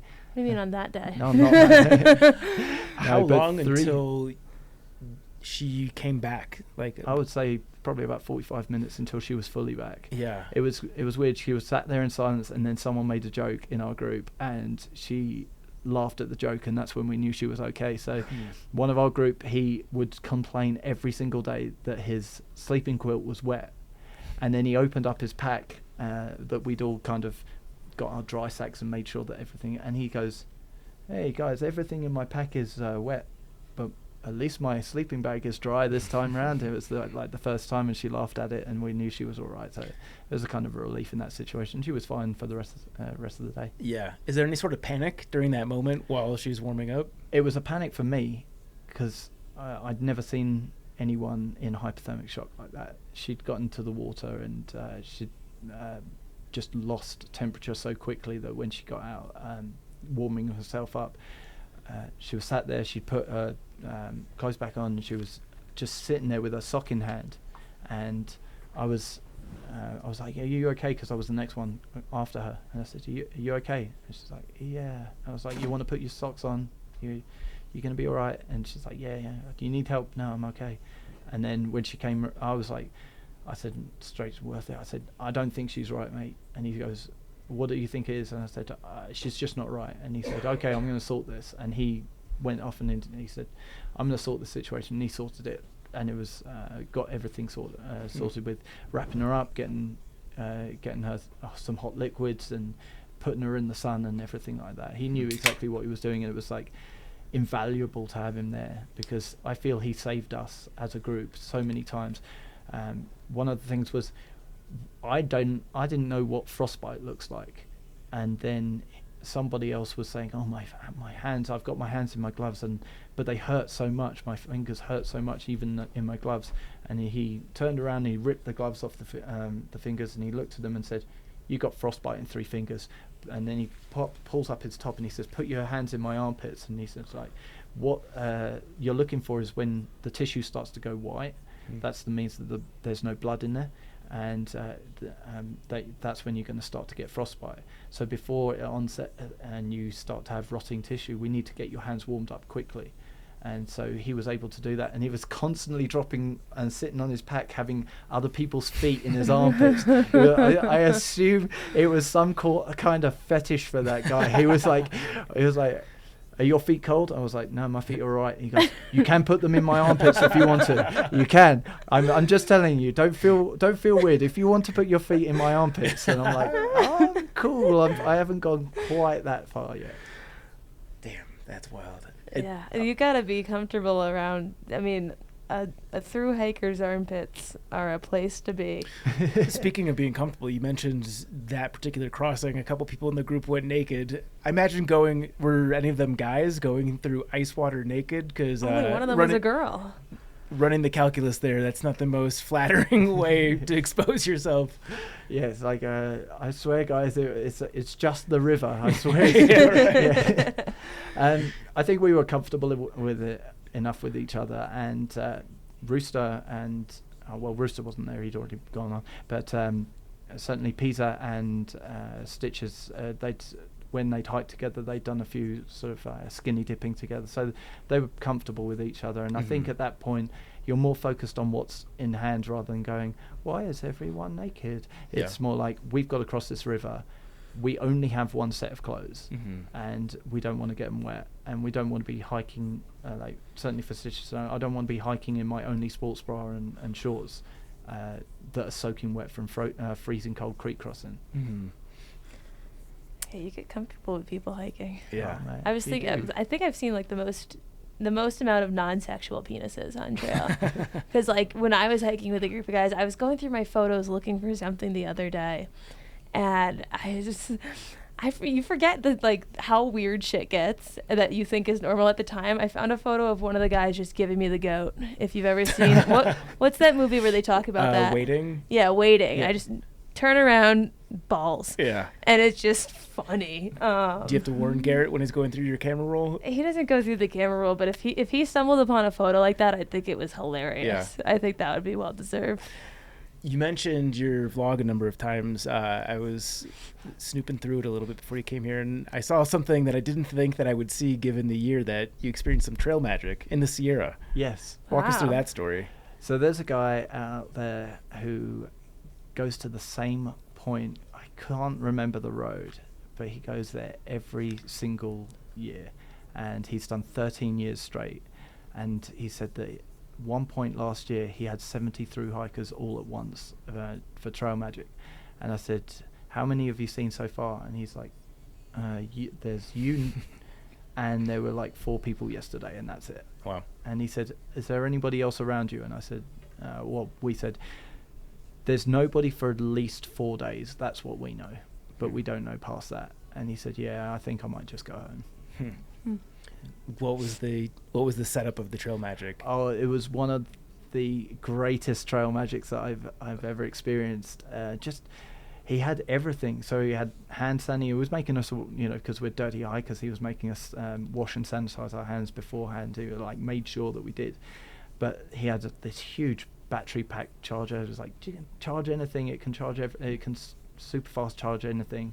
And then when we sat down, he's like got a whole range of breakfast cereals there. He had plant-based milk, which was great for me. And then he had this box with little mini bottles of chili sauce, and there were 24. And I love spice, and I hadn't had any spice in the Sierra, and he's like, I'm cooking chili, and I've got some vegan chili, and I've got this chili, and everyone's sitting there eating chili, and I'm just going, right, I wonder what this one tastes like, I wonder what that one tastes like. I'm sitting there going, I'm getting trail magic in the middle of the snow in the Sierra, and I'm just sampling like all his different hot sauces that he makes. We got some I was going to say, if you're trying to ruin your mouth, we can make that happen. Yep. Oh, I love chili. So let's give it a go. Yeah. That's magical, especially the year that we weren't expecting it at all, but we just got this cryptic text from another group of people that we knew were ahead of us, and all it said, it was a Garmin message, and it said, when you hit this particular road, it said, don't be there before 6:30 a.m. and we were like, trail magic? Are they talking about trail magic? And then when we actually saw it, we were like kids on Christmas, where they run out their rooms and they're like, oh, I want to get my presents. We were running down the hill going, I can see it, it's trail magic down there, just like boot skiing down these really difficult hills, just no care in the world for safety, just like, I have to get to the food. And we were so hungry all of the time. It was such a relief to be able to walk. It was the first time I'd had a full stomach in such a long time. It was like this really great feeling walking away being like, man, I've just eaten so much food and I don't have to feel guilty about rationing for tomorrow. You also had a shot of, because the road obviously had to be plowed, just how deep the snow was with the contrast from the road. And one of the hikers in your group, I presume, was standing on top of the snowbank next to the road. And it's just like, you knew it was a high snow year, but seeing stuff like that really helps put it into perspective. Yeah, I think that one of the reasons that I love making the vlog is because pictures don't do anything justice on that front. You can show people a postcard view or something like that, but you're not showing them. They don't understand just from a photo just how hard it is to slog through that stuff. But they watch a 10-minute video where you're like, this is my day and this is how it's affected all of us, and you hear what people are talking about when they don't realize that you're filming, and you're sort of getting people candid, and you can actually express and say, I am so hungry, I'm so tired, I can barely keep my eyes open, I've been drinking coffee all day, anytime I've had the opportunity. I think that the vlog has been invaluable for pushing that message out there and just giving people a real taste of what it was like. And I find myself all the time, I'm talking to somebody in like a restaurant or something. Certainly now that I've come off trail, I'm starting to speak to people who maybe not know what the PCT is, or they know what it is and they don't know what it was like to be in the Sierra at that time. And I feel myself reaching for my phone, and I'm like, let me find this clip for you. It's just down here, and there's this. You're looking through your camera roll, and it's just all colours of the trail. And as you go down in time, you just hit this wall, and every thumbnail is white. And you're like, it's one of these 500 video clips. Yeah. So I had to favourite 3 or 4 that I keep using to illustrate the point.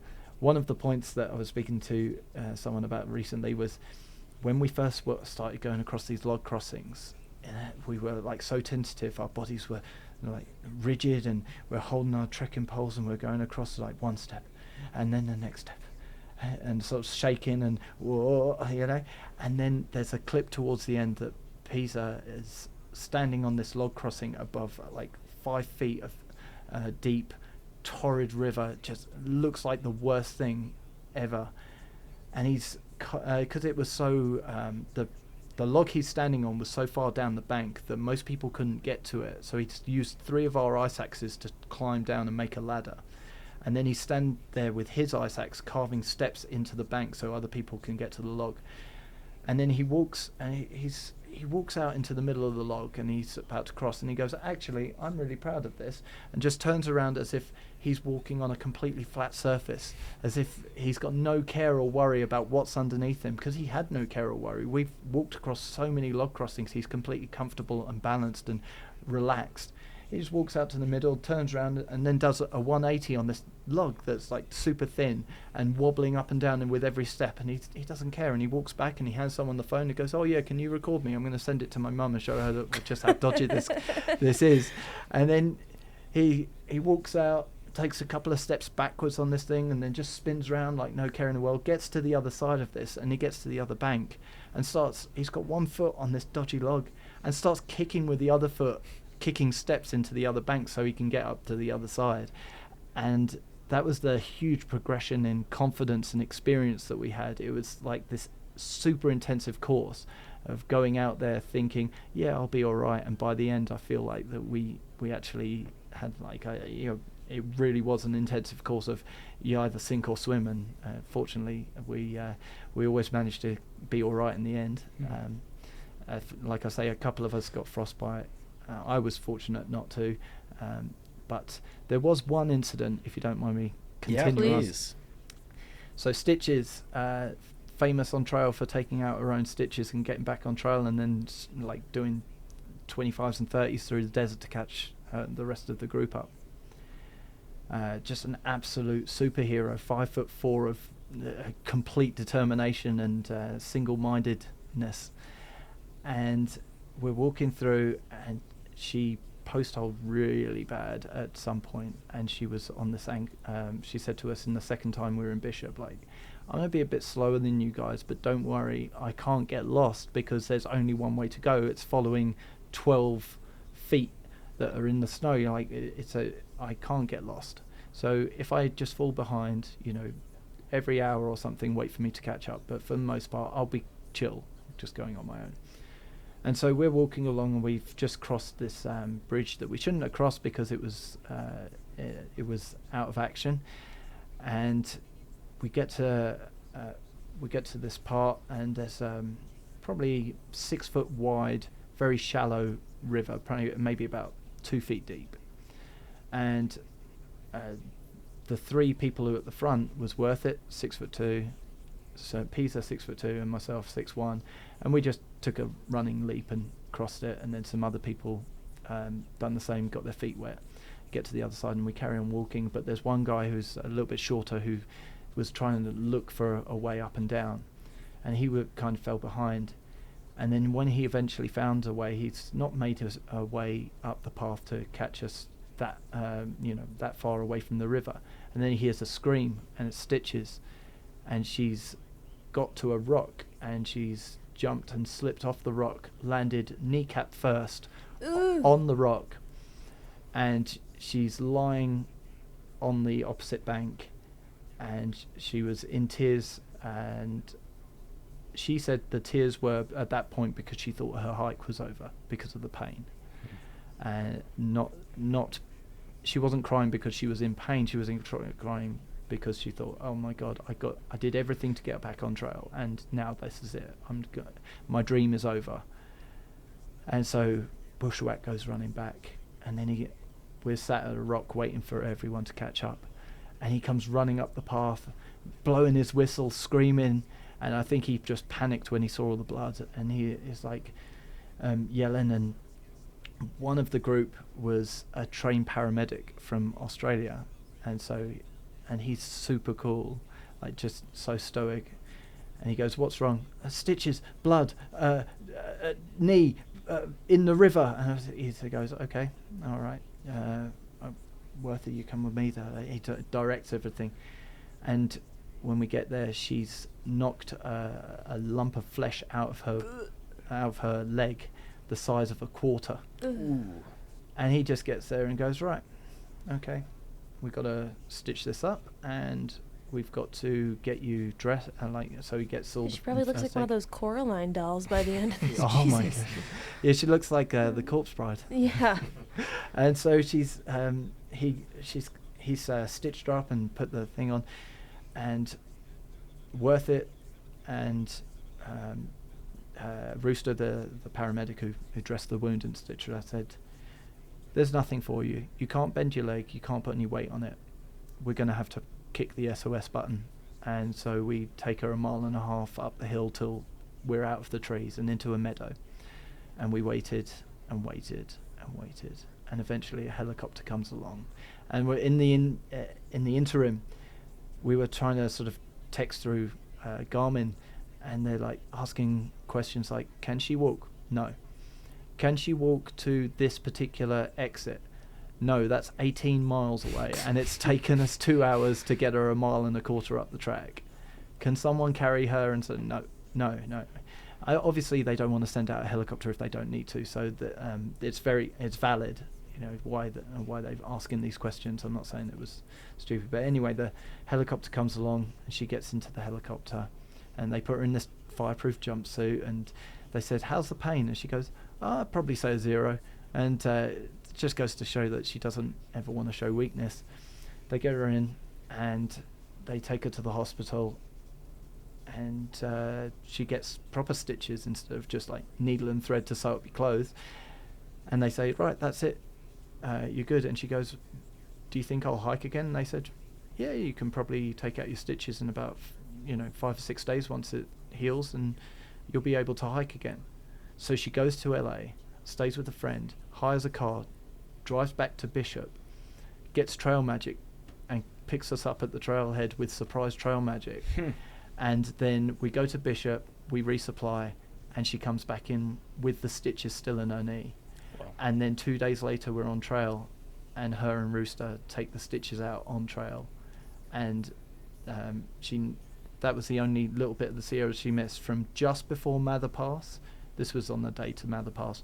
Just before Mather Pass to Bishop Pass, that's the only section she missed, because she had to take a little helicopter taxi.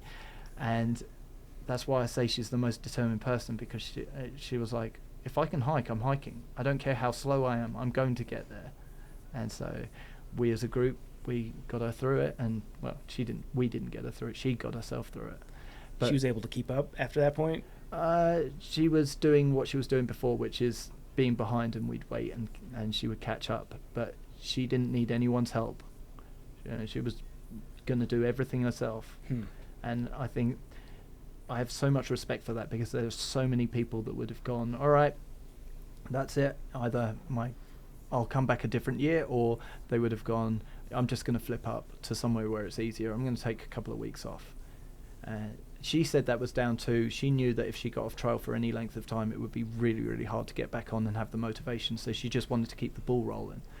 But I don't think it's that. I think that she was just so determined, and nothing was going to stop her, even getting helivaced out of the Sierra. That is badass.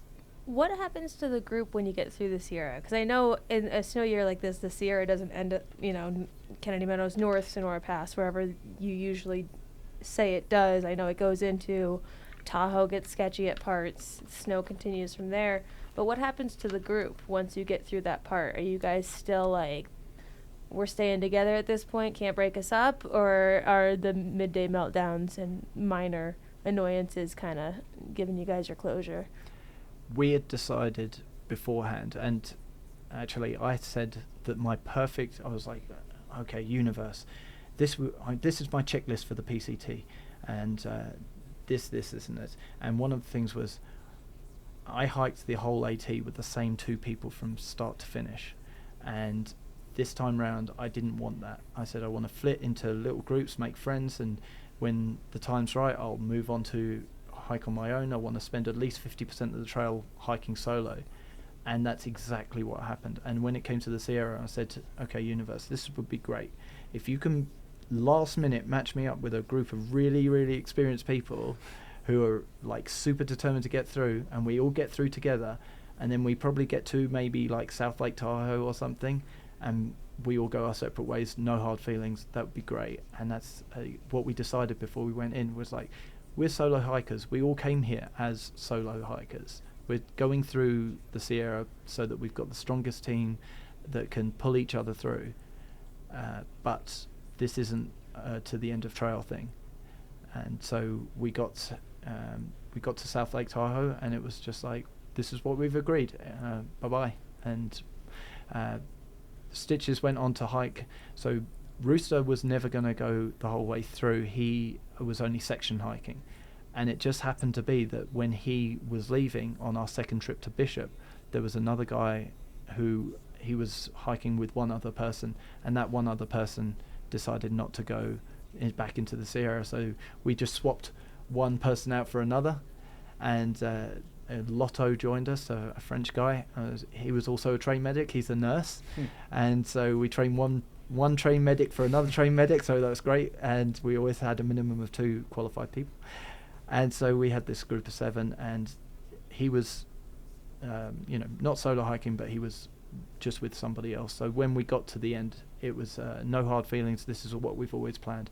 We're going to go. But Lotto and Stitches both had the exact same deadline, 31st of August, and they finished on 31st of August.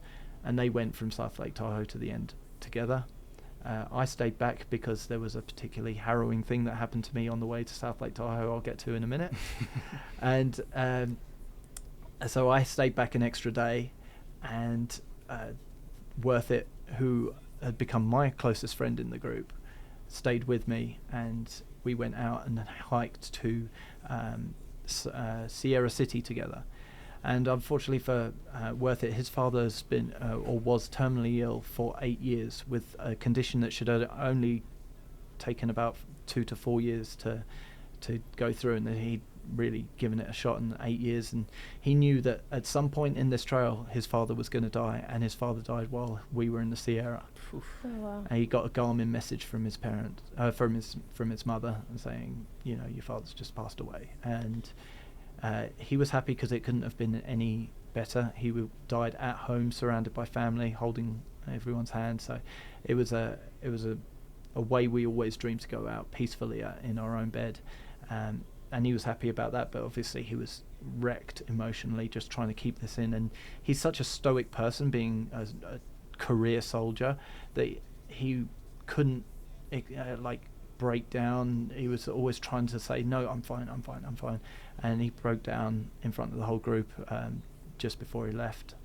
And so he was going to go to Sierra City with me, and then go to San Francisco and fly back to Sweden for the funeral. And then he came back to trail, and I think he's due to finish either today or tomorrow. Oh wow! Congrats, Worth It. If you looked into this. He's another person who's just determined to get it done. And aside from that, I think everyone just went their own way. And but funny enough, Stitches and Lotto finished together. Jackpot and Bushwhack, another 2 in the group, they ended up hiking a major part of the trail together and finished together. And Worth It was so determined to finish quickly, he caught up to Pisa, and they're going to finish together. And I was odd one out. Hello, I'm going to finish alone. I finished alone, but I was happy to. It was exactly what I wanted. And as I said before, I couldn't have asked the universe for anything more than I actually got. It was perfect, picture perfect. I alluded to something bad happening, and I don't want to leave you on the hook, so I'm going to go back to that. So on the way into South Lake Tahoe, this is the end of the Sierra. We all know that we've got a 00 coming up, and we're going to enjoy it. We've got an Airbnb for the 7 of us. We're going to have it was Swedish midsummer, so 2 of the group were Swedish, and they were going to put on this huge dinner party and beers, and we were going to get all the other hikers we know together. What's it called? Swedish midsummer? Midsummer or midsummer or something. There's some weird Swedish accent. Is that a name for? It's a celebration that it is the middle of summer in Sweden. So it's a big celebration they have every year, and so they were really excited about getting traditional Swedish foods and drinks and drinking schnapps and getting drunk and having a big party and wearing flowers on our heads. It was just like that movie, but not quite as traumatizing. No, it was a big party, and on the way we were also excited about what's to come. The Sierra is over. The High Sierra is behind us, and now it's desolation wilderness. We're all going to go our separate ways. This is a big send-off, and we're about 2 miles from town, and the whole trail is covered in snow. We can't tell where the trail is, and then we'd all split off into separate groups of where we think the terrain is the best to go, and I happened to be with Worth It at that time, and he said he's looking at the map and he goes, "We're on trail, but the trail's not here." And he looks up at this sheer cliff and he goes, "Oh, there it is." And I was like, "Yeah, let's get to the trail." So again, another stupid mistake of mine. I always get myself into trouble. He starts scrabbling up these rocks, and I am right behind him, like, inches away from his heels. And where you've got these big rocks that hold the side of the trail together when it's on a cliff face and it's just guarding. He reaches up, grabs this huge rock, and it was probably about this big. That's really useful for the audio. He's making a hand gesture that looks like my height. Yes, it was a big rock. It was a boulder, and he reaches up and he grabs this thing, and it starts to wobble, and he reaches up with his left foot, puts his left foot on it, and it starts to tilt towards me. And I looked at it seesawing, and I went, okay, as soon as he gets off that's going to go back to where its original position was. And it didn't. It started to seesaw more and more, and he climbs up over this rock, and me, being the dumb person I am, just stands there looking at this thing that's about to fall on my face on a sheer rock, on a sheer cliff, and I put my hands out as if I'm going to catch it. I was like, yeah, I'll just catch it and put it back, and it's like the weight of a car. And I was like, yeah, and it falls through my hands, rips my trekking poles that were, I've got my hands through the trekking poles, it rips the trekking poles off of my hands, falls on the floor in front of me, and I go to take a step, and there's nowhere to go left, there's nowhere to go right, and I take one step back into the air, and just my back foot plummets about 3 feet, and this rock falls in front of me, and I somersaulted backwards and backwards and backwards. And Worth It said he watched this boulder tumbling right next to me, and I was feet up in the air, and just where my feet were, the boulder would land, and then I would land on my head and then flip back, and the boulder would land exactly in that place.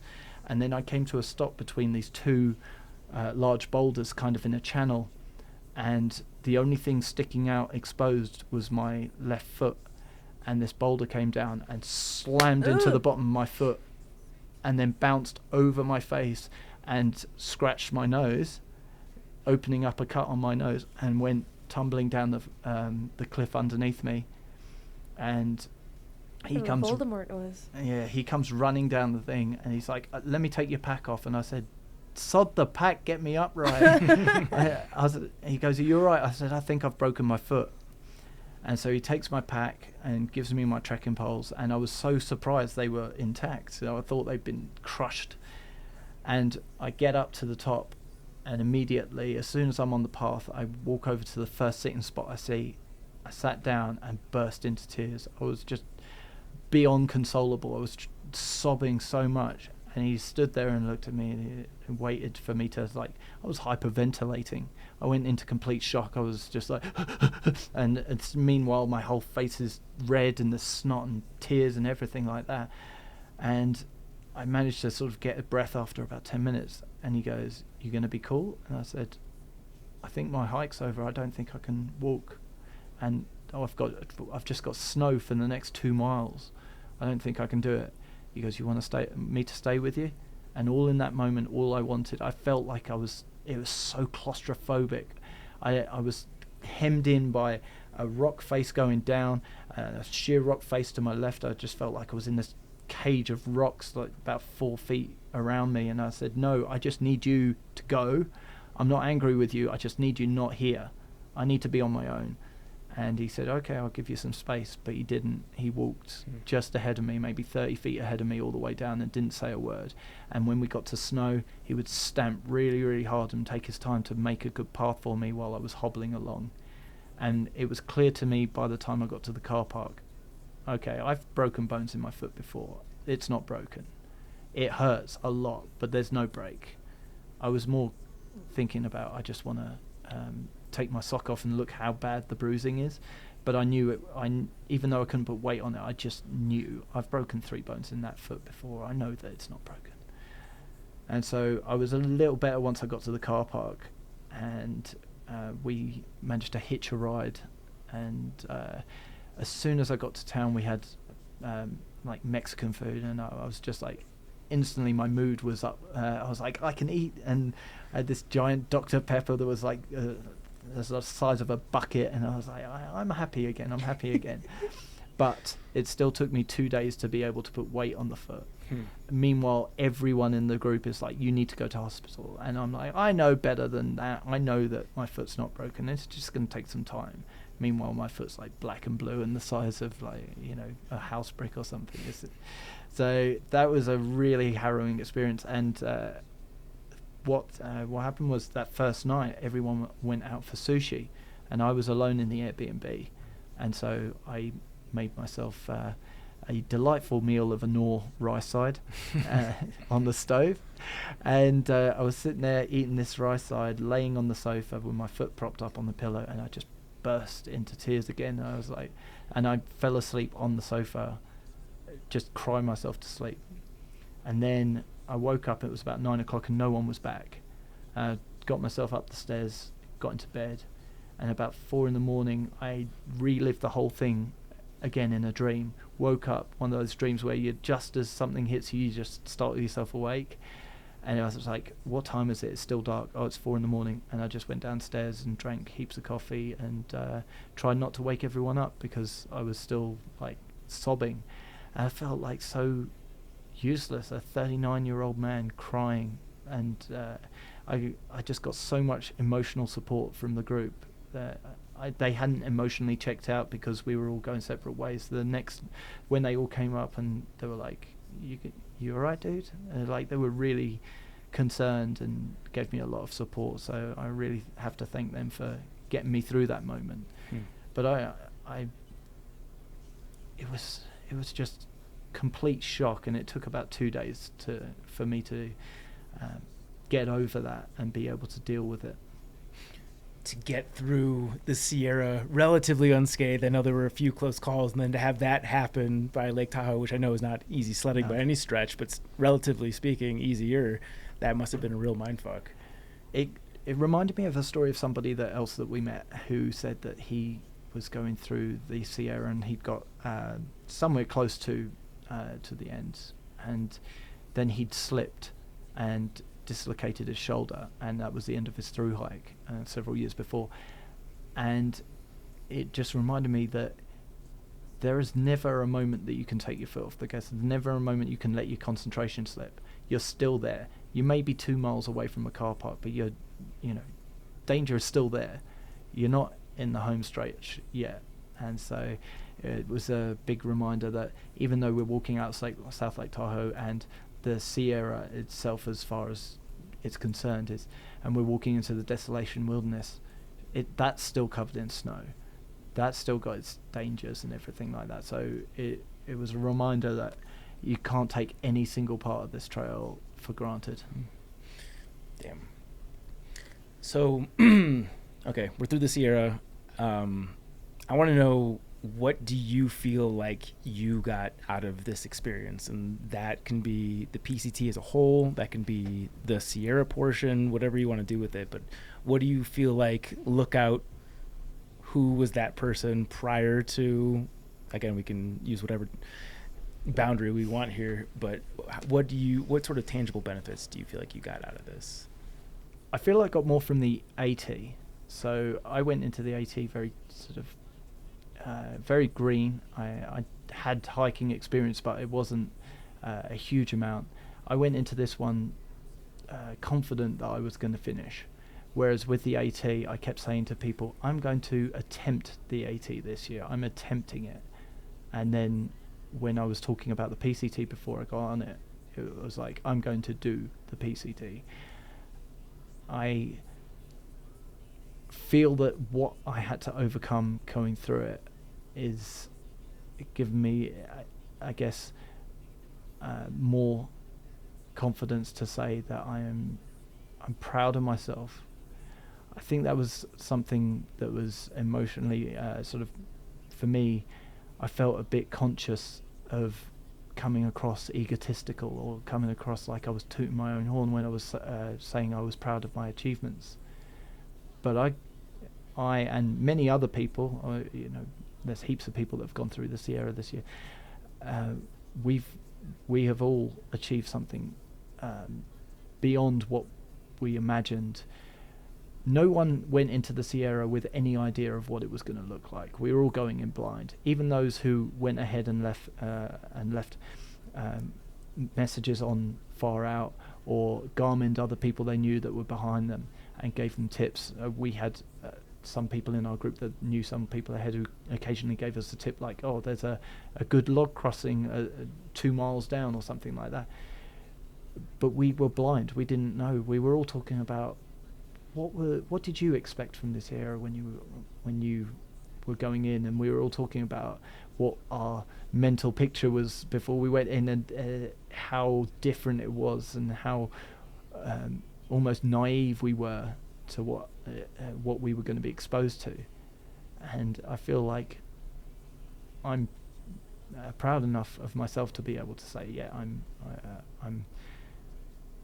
I am really happy to sit here and say, like, I achieved something really incredible this year, and something that very few people will ever do. It's a group of people this year, and maybe a group of people in a handful of very high snow years like 19 and 17, and who have seen the Sierras with a really thick blanket of snow that just makes passing it really, really difficult, and yet we went through that and pushed ourselves. It's confirmation to me that my limits are a lot further than I thought. I thought that when I was going through the Sierra that first week, I thought, okay, this is really going to test how far your patience goes, how far you can push yourself. And then I come to the end and I think, well, I wasn't begging for it to end. I know that I could have probably done that and some more without feeling like, okay, I need to tap. And I spoke to somebody else who'd also gone through the Sierra, and she said, I don't think anything could get me to quit a thru hike apart from injury. What do you think would get you to quit a thru hike? And I said, time. I think if I was out on a trail for 18 months, it would wear me down. But as far as a 6-month stint, I don't think there's anything that stands in my way that I look at it and I go, yeah, it's time to go home. I could see you being someone that goes out there for 18 months, because I feel like, from what I'm gathering from your personality, you want to see where that hits.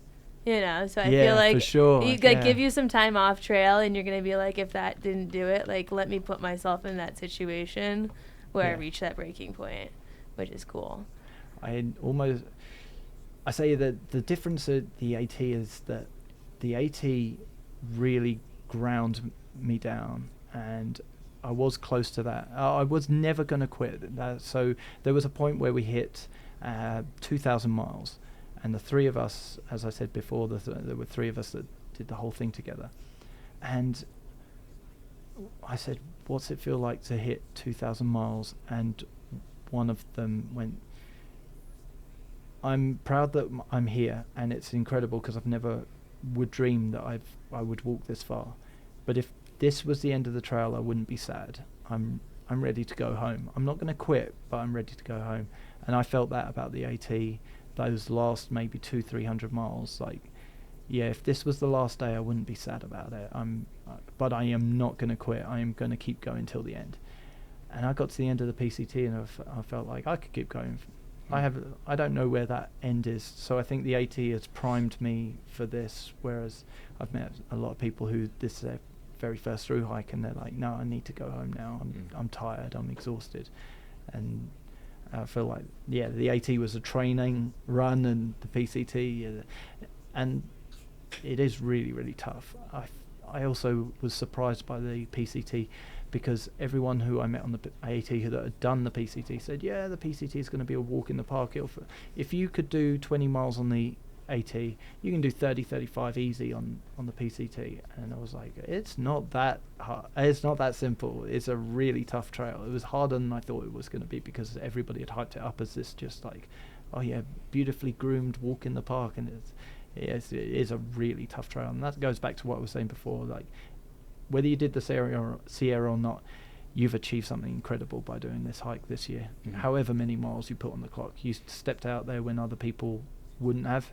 Other people, back in October said, I'm not going to apply for a permit, even though I plan to. I'm not going to, because I'm going to do it a different year.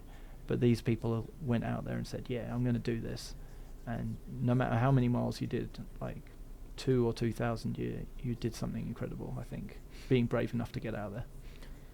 You mentioned that the AT primed you for the PCT. What did this prime you for? Hopefully the CDT. CDT next year, do 3 in a row, following your footsteps there, man. And hopefully do 3-year Triple Crown. That's the dream, and I have the determination for it, I think. Just got to do a lot more research, because don't know quite what I'm getting myself into yet, but we'll see. My last question, you mentioned in the beginning that you had listened to the snow panel that we did at the start of the season. Yeah, I listened to a couple of the episodes that you did, yeah. They were really informative. Thank you for that. And I think, sorry to cut you off, but there are so many hikers out there that were talking about, oh yeah, this particular Backpacker Radio episode, I got so much out of it when you had different expert guests on that were talking about stuff. I think for a lot of people, that was the cumulative experience they had, was taking what you guys had to say and also what your guests through those episodes had to say, and taking all of that, and that was their knowledge base, their experience was going from that. I think you guys need to know just how essential you were for the community out there this year. It played a massive role in the community's general sort of knowledge, and those who didn't listen to it were getting tips from those who had listened to it. So I think you were a massive part of the sort of the knowledge base of the community. So you did something incredible, I think.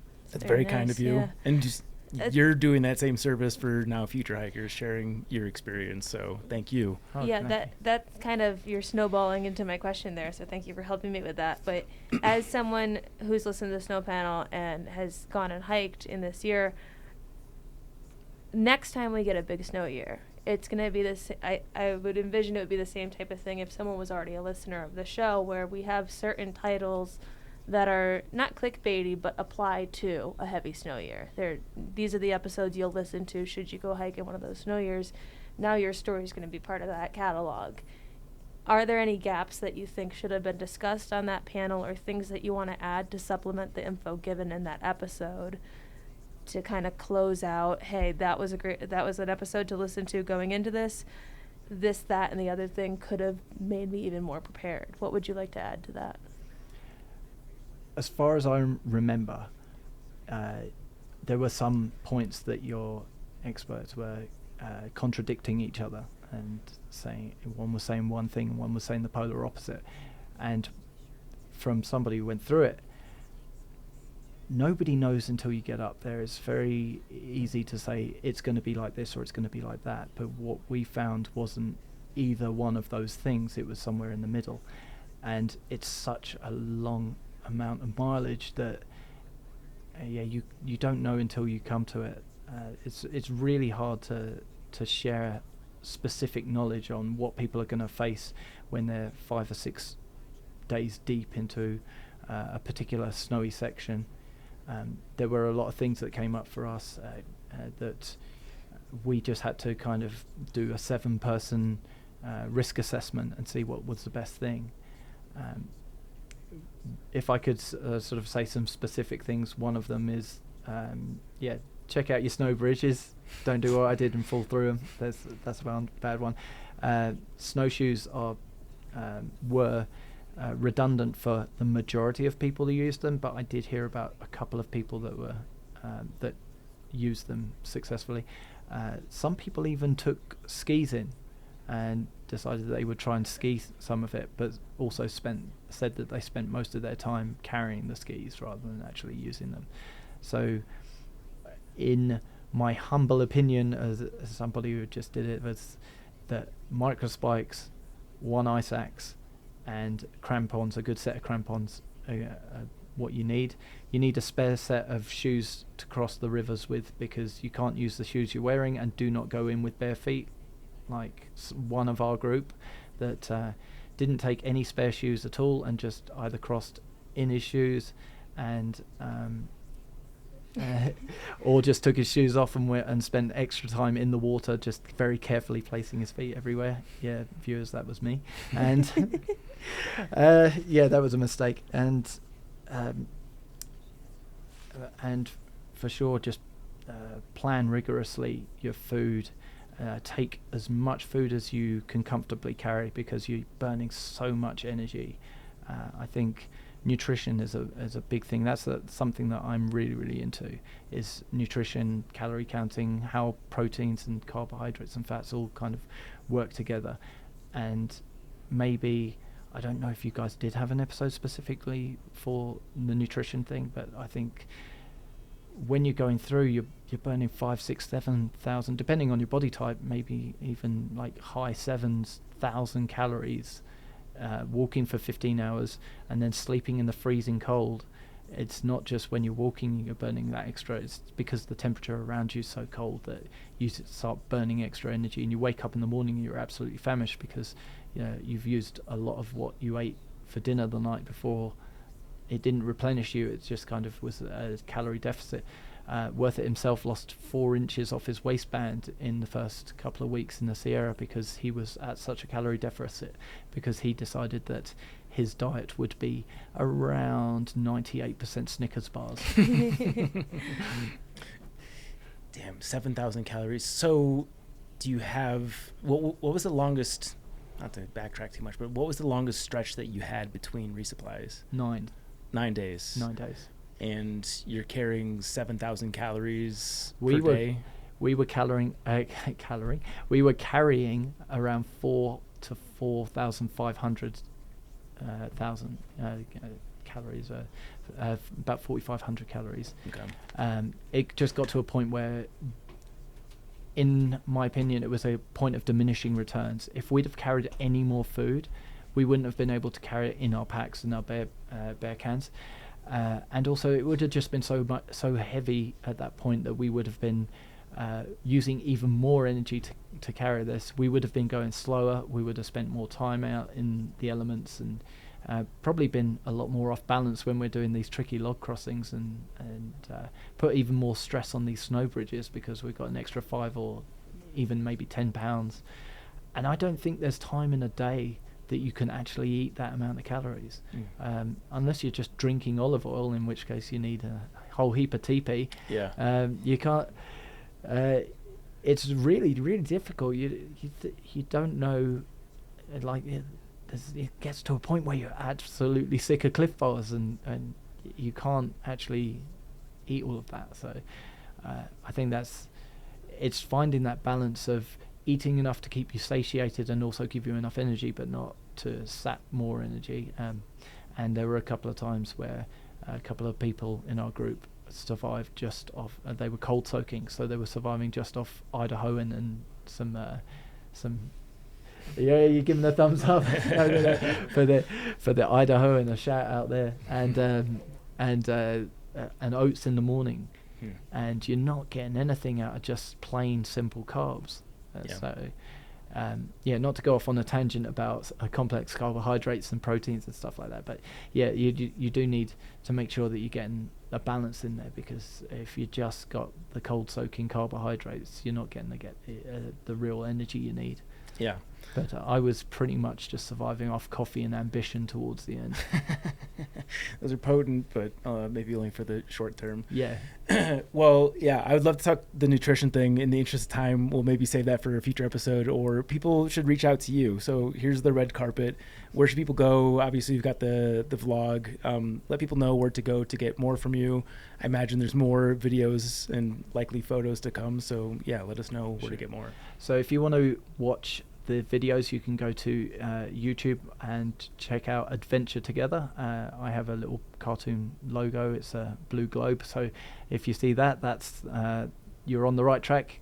And or you could just type Adventure Together hiking and it will come up. It's the only hiking channel there. If you want to see photos, beautiful photos, I've got Instagram. Again, I've got two.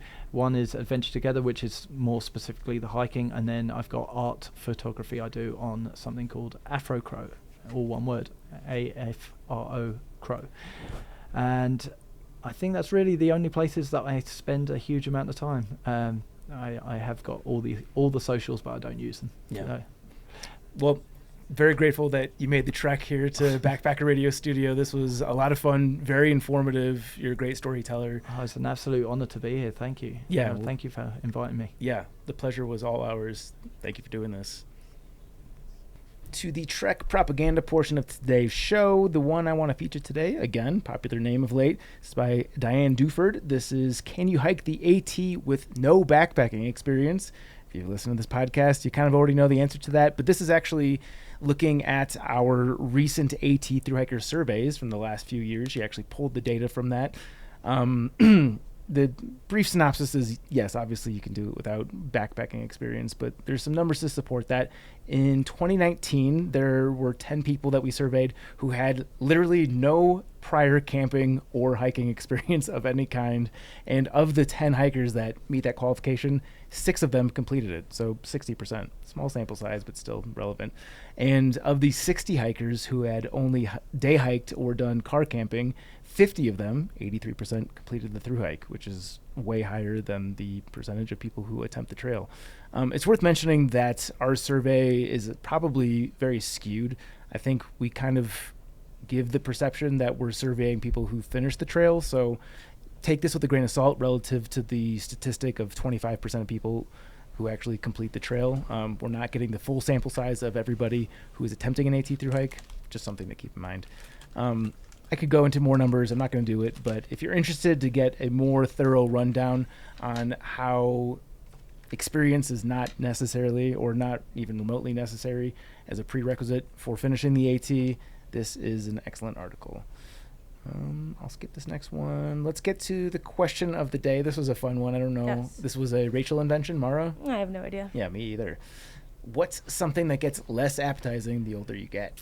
Yeah, racked my brain on this one. Came up with one that I can't outthink. I can't think of a better one than this one. So I'm sticking to it, and that's shots. When you're in your early 20s and even pre-21, the idea of shots, hey, you guys want to do shots? You guys want to do a shot? I just got us around to shots, is like, yeah, let's go.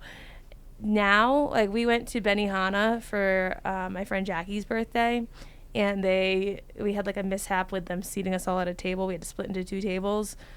Manager brought us out a round of, they were doubles glasses of Jack Fire for us to do shots, and it's a birthday. Like, you got the occasion. I literally just slid mine over to Garrett. I was like, it's not worth doing the one shot. It's just not worth it.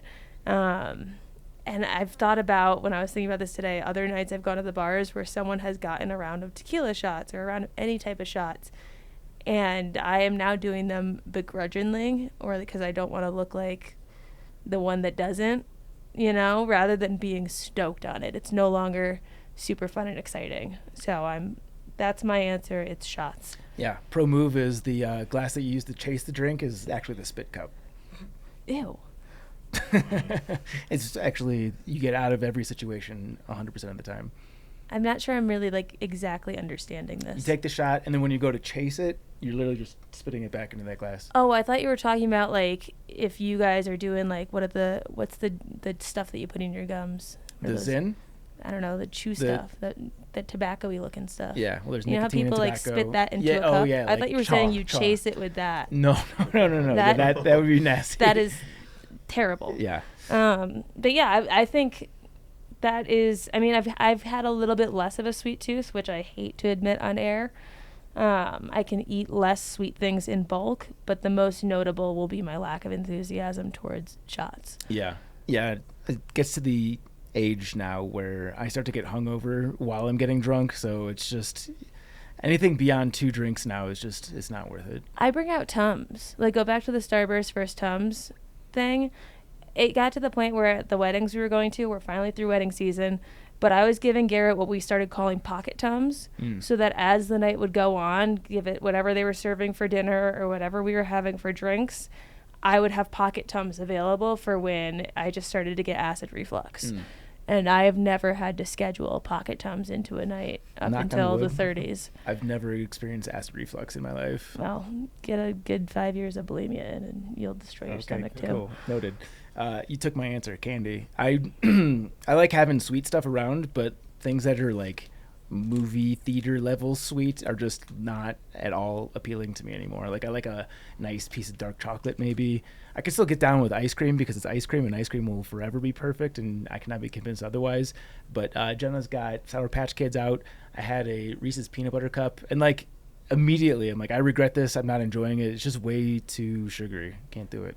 Yeah, so congrats to us. We are old. Old people. Okay, Triple Crown. Yep.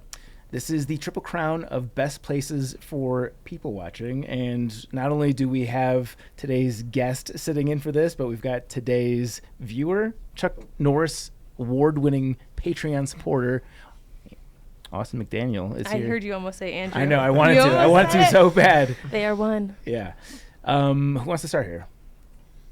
You go for it, Roy. Oh gosh. You just gotta lean in when you talk. gotta lean in. Man, as soon as you said people watching, I have to go with my first thought, and that is anytime you go to Walmart.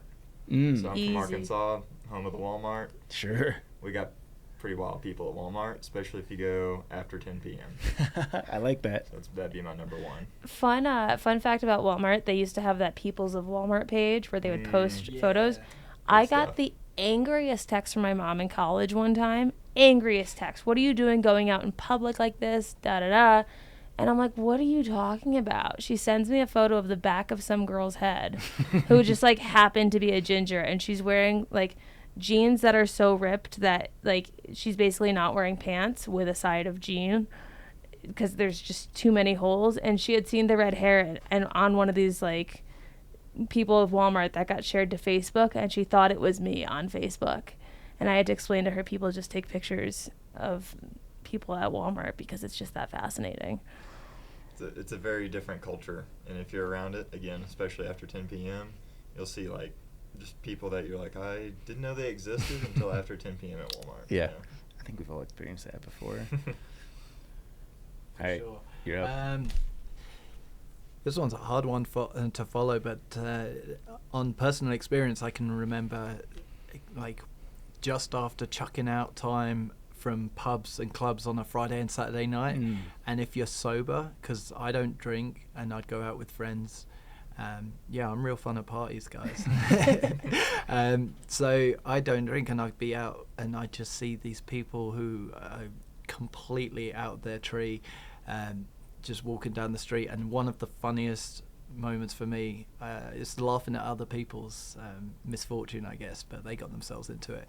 Was a couple that had a doner kebab each, and they were looking around and in the middle of the street looking for a bench to sit on to eat this stuff. And the guys like figured out this engineering thing where if they went back to back and they slowly moved their feet away from each other, they could form a supported structure where they could lean against each other, and that would be perfect. Then they'd be able to sit almost like their weights off their legs or whatever. And this was working. Somehow he was bigger than her, but she wasn't being pushed over.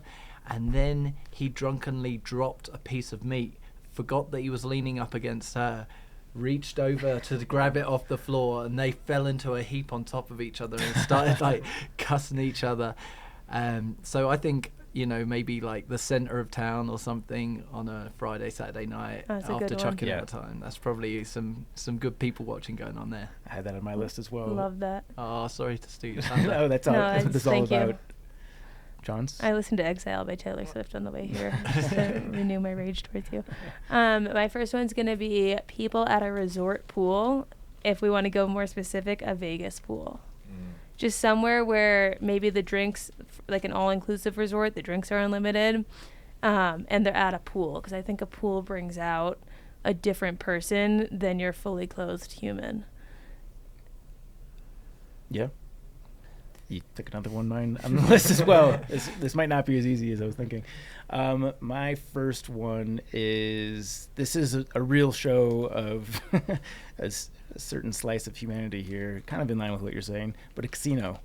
Okay. You get a lot of desperation, because the casino wins, whatever, 60% of the time. It depends on what you're doing. So it's mostly sadness, but you get the occasional sprinkle of somebody hitting it big at a roulette table. So you get the full spectrum of somebody having the best day of their life and most people having the worst day of their life, and everybody's drunk or people are just chain smoking. And you definitely get an interesting slice in the casino. This one is, I'm going to save this one because I don't think you guys will take it. I'm going to go with any major sporting event, and I'll narrow it down to a football game because I think that's, at least in the U.S., where people tend to get the most drunk. Not NASCAR? I have never been to a NASCAR event. I'm sure that would be quite the spectacle as well. I don't think it's about the sport sometimes. I think it's more about the... I know people who've never even made it into the event and just tailgate the entire time. They're still in the parking lot having a barbecue. Yeah. Yeah, it's a whole thing. Yeah. But Chance got to experience the tailgating scene in Madison. I remember vividly. It wasn't intentional. I ordered DoorDash outside of the arena. I'm just talking about the whole thing around it, like the game. I thought you were talking about the game that I never saw a lick of. Yeah, well, that part is funny, obviously, but the hours leading up to the game are also part of the spectacle. But I remember pre-gaming at a tailgate one of my years at Madison, and there was a line of porta potties. And we're walking to the stadium, and out of the porta potties, a middle-aged woman just falls out. Like the door slams open, and she falls to the ground, and she stands up, and she's just got urine all over her pants. That's kind of the thing that you get only at a college football event. So, heck yeah, that's good. People. It seems. Oh, Sam, sorry, I got half a vegan snack stuck in my throat. They're range meal bars. Yes. Add. Yeah. There you go. You're learning. So it seems to be one or two things. It's either people who've got inebriated, or it's people under a high amount of stress. And not that it's maybe the best place for people watching, but I've seen from spending a lot of time teaching on teaching snowboarding, that I've seen, and other instructors and also myself, not as much as them, having to deal with people that are now under this undue stress of they've decided to get on skis or snowboard, and now they're out of control, and they are reacting in a way that maybe they wouldn't if they were stressed in any other way. But now it's unreasonable, and or maybe getting stressed because they're a significant other who can ski or snowboard is trying to teach them, and they throw their toys out the pram because they're not getting it as fast as they thought they would. And I think these high stress moments, or maybe alcohol induced moments, are the ones that seem to be where you get the most entertainment from people watching. You get these massive extreme reactions to quite simple goings on. Yeah, there's a reason why the reality TV producers pump the reality stars full of booze. That's it. Okay, my second one, Black Friday. Oh. Yeah. Have you ever actually gone to like a Best Buy or the mall or anything? I've gone, like, here's the thing is, I feel like, and maybe this is just me having childhood nostalgia, I think Black Friday used to be tolerable. Like, you used to be able to wake up early for the deals and go and just, like, exist in a way that was fine. Never fun, but fine. And now I think it's, like, chaotic to the point that, like, there's no reward there. Even if you get a great deal, it's not worth the zoo portion. And maybe that's just me getting older, but I feel like there used to be some fun there, and now I just think it's like a family reunion of the worst people you'll ever meet. So Black Friday, That one's a real get good me a one. chair. Oh, it's you, man. You're next. No, Snake just draft. We got to go in the order of the snake. Draft. Oh, Well, wow. he did go out of turn, so Yeah, so we'll skip him. Yeah, we'll skip it for this. Oh. Oh, yeah. It's All back on right, you. all right. So do I You're get not two? disqualified. It's Do okay. I get You two get then? You get two. Yeah. Oh, dang. Nice. You got me on the Black Friday one. That was one I probably should have said before, just Walmart in general. But I think my next one is so most of the time in winter in Arkansas, it's actually just ice. So if you can just kind of like mosey your way and park along to a place where you're going to see a lot of people just walking. This could be like your downtown, Main Street, outside stores, outside like college. You're going to watch a lot of people slip and fall, and that's always a good time. Makes me think of Not that for YouTube them. video of a dad just sitting in his car and watching kids like eat Mhm, shit in the same exactly. exact Yeah, I've spot seen and that. losing it. That is one of my favorites. Yeah. There's that viral video a long time ago where like a news reporter is asking these people like, "Why are you out running?" And they're like, "Oh, the snow. It's so good texture for running." Yeah. And they just immediately just Yeah, eat it. yeah. Yeah. It's like, yeah, you see that a lot because Yeah. black ice. They're so confident in that video Mhm. too, and immediately eat shit violently. Yeah, that was a good one. Dang, I guess next one. Well, we talked about, if you find a place where people are drinking, that's probably good. So I'd say like just a festival. Mm. I used to go to the Warped Tour every year, and you go for your bands, but sometimes in between stages, you're making your way. You look over another stage, and you see certain people, and you're just like, oh, that's a whole different group over there. Were you a skater? No, so I wasn't a skater. I just kind of got into that. I don't know. I guess the pop punk scene. Something Yeah, got no, me, sure. and The different Warped Tour was a vibe, big yeah. deal. All Yeah, the- it was a shame it ended, but I'm sure it'll come back one day. Yeah, that would kill the Mhm. nostalgia of all Oh, those yeah. bands would. But yeah, the mosh pits, the Yeah, crowd surfing, all that stuff. I feel like there's just no place like it. for sure. So, all right, I guess it goes back to you. Look out. I reckon it's not like you can watch everyone there. Yeah, bless you. Thank Sorry, you. just talking straight No, over. it's okay. It's frequent.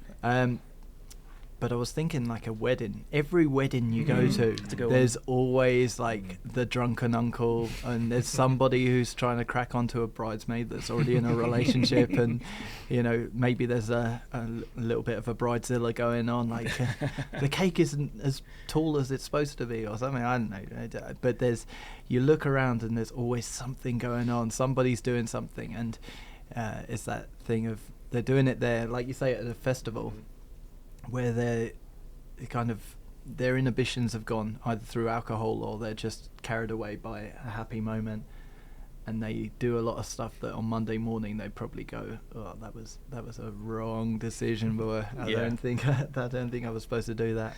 The uncle who's reserved and then has one too many and is doing the worm out on the dance floor. Yeah, we've all been there. Or the posh uncle and auntie that you never see, and then they come along and they've been having ballroom dancing lessons, and they want to show everybody up on the dance floor, and you like everyone else. You look around and like everyone else has got the same look of like, oh my god.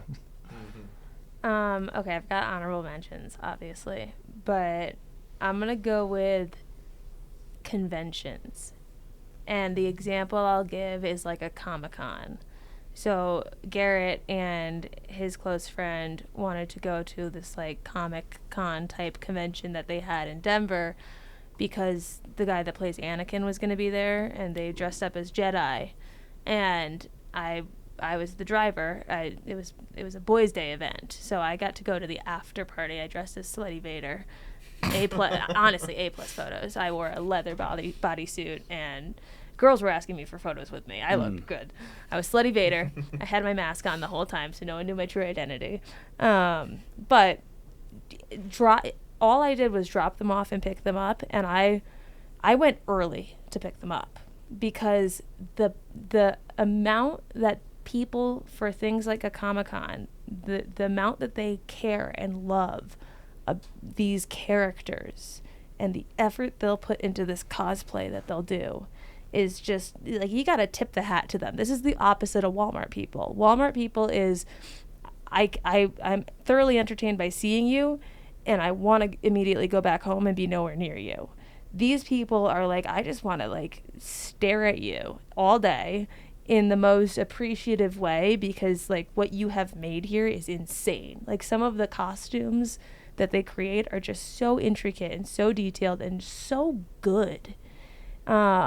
And the effort is top notch. Like you don't see people put more effort into something than someone cosplaying at a Comic-Con. And it is worth it. There was a guy, and I hope someone who's listening gets this reference. This is the favorite person I saw of the whole time, as someone parked in a car trying to be part of something I was clearly excluded from. He was dressed as the guy from Avatar, not Blue People Avatar, Avatar the Last Airbender. He was the guy with the cabbage cart that it keeps getting knocked over and he keeps going, my cabbages. This guy had built an entire cart and filled it with cabbages and dressed as that guy there, and it was unreal. It was the best costume I've ever seen. Best people watching at those places. How many times did he spill the cabbage cart? I don't know. I wasn't invited. But they were taking photos of him and sending them to me because I was like, I saw the cabbages guy. But yeah, I mean, you'll see like anything with the anime people, they know how to do a job right. And it is, you'll never get bored. I used to refer to Comic-Con as the Virgin Pride Parade, but I don't do that anymore. No, just now. Yeah, no, I was saying I used to do that. Okay. I would never do that now. No. My last one is, now that I'm in Dadland, just going to the playground is amazing. Kids are hilarious. I used to not like kids, and now that I have kids, I think that they're the funniest things in the world. Not only watching Leo, obviously Leo makes me laugh more than anybody, but just like all kids, their imaginations, it's Lord of the Flies at all times. So yeah, you will never not be entertained. It's tough because you have to keep an eye on your kid to make sure that they're not killing themselves. But if you do glance around and just see the way that kids are interacting with each other, it's very solid humor. Okay, something to look forward to. I like that. Honorable mention I'm going to give to mega churches. I went to a very small church growing up, like a very, very small church. I have gone to a mega church once as a +1 invite, and the production value alone, let alone the people it brings in, it's just nothing I've ever experienced coming from a small church. It was I couldn't close my eyes. There was just too much to see. That was a fascinating day for me. Was anyone touched by Jesus, or they like start seizing both on the hands ground? in the air, like and and like just and there's nothing wrong with that if you are that touched to do that, but it was just nothing I had ever seen before, and it was, again, just people watching. Yeah, you have something to see in every direction. Yeah. Second honorable mention and last one that I'll give is Tent City, to bring it back to the hiking. Yeah, right. You can see a lot of things in Tent City. Yeah, it's basically right in line with the festival situation. Yeah. Is, yeah. Drugs and orgies and all the rest. Cool. I think that's fun. Let us know. Send us the hate mail at podcast@thetrek.co. I'm sure There'll be a whole heap of angry Comic-Con people. Yeah, right. I had nothing but compliments there. Zach called you guys virgins, not me. I used to think that. I would never say that today. You mentioned your kids earlier, like watching them and seeing how they interact and stuff. So I've been like coaching tennis the last 10 years, and one of the big parts of coaching is the after-school program. And so, yeah, you have kids of all age. And one thing that never ceases to amaze me is when a kid, not that I condone like a kid getting hurt, but they'll fall and you just immediately think, oh no, this is going to be really bad. It amazes me how they'll get up, and if you're like cool with it, they're cool. And it's like, no, I didn't just like smash my head on this, concrete ground. They get up and it's cool, but as soon as one person goes over freaking out, you watch that play out, and it's like, oh, it's a whole different game. I've learned that as a parent as well. Your reaction dictates their reaction for sure. If you're cool, they're cool. Yeah. I've not got kids myself, but I've said this for the very same thing as you guys have just said. So to reiterate the point a third time is that I've seen it where some people, friends of mine who've got kids, and the kid will go fall over, take a really eat shit, and then they turn around and they're on their hands and knees. They look at the parent, and if the mother's there, they start crying. Mm-hmm. But then some of my friends are just no nonsense, and I remember one, his daughter ate shit. She looked at him and he went, "Get up, you silly bugger, go on." And she went, "Oh yeah, okay."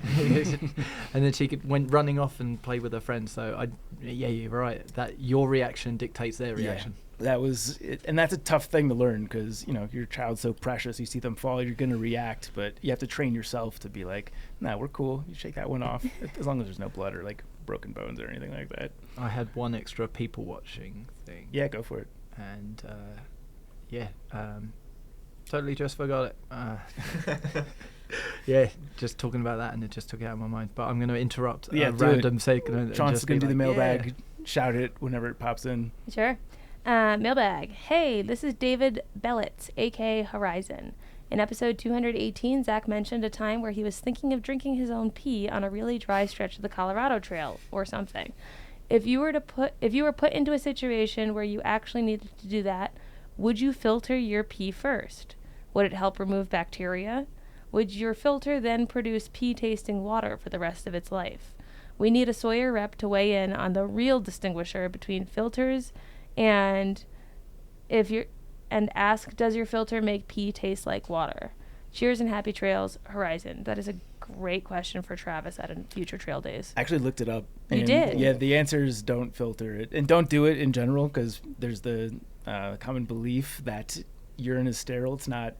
And the filter doesn't actually extract out the bad elements of urine. I think it was uric acid. I can look it up. But the short answer is, definitely don't put it through your filter, and probably just don't do it at all. Is there a patent pending on the table for Sawyer of a pee filter that specifically goes for uric acid and pee ingredients? It's a good question. I wonder if they can, make a filter with, I don't know. Well, I wonder if it'd be like filtering salt water, because doesn't pee have salt in it? I feel like that could. Yeah, that's a good point too. Ruin the. I don't know. The filter is other stuff. I don't understand how that works. Now you're jogging my memory free. Is that you see the fancy waters at grocery stores, the reverse osmosis? That could do it. If you did the reverse osmosis process, that would be a suitable way to actually filter your urine. The other is distilling it. So getting it to a point where it turns to vapor and then collecting the vapor droplets. The same way you go for whiskey. Sure, yeah. Same colour, bless you. Thanks. I was just going to say, whatever you do, don't boil it. Why? What happens? Oh, just the smell would be obscene. Yeah, you will not make you friends got at pea camp. pot. Yeah.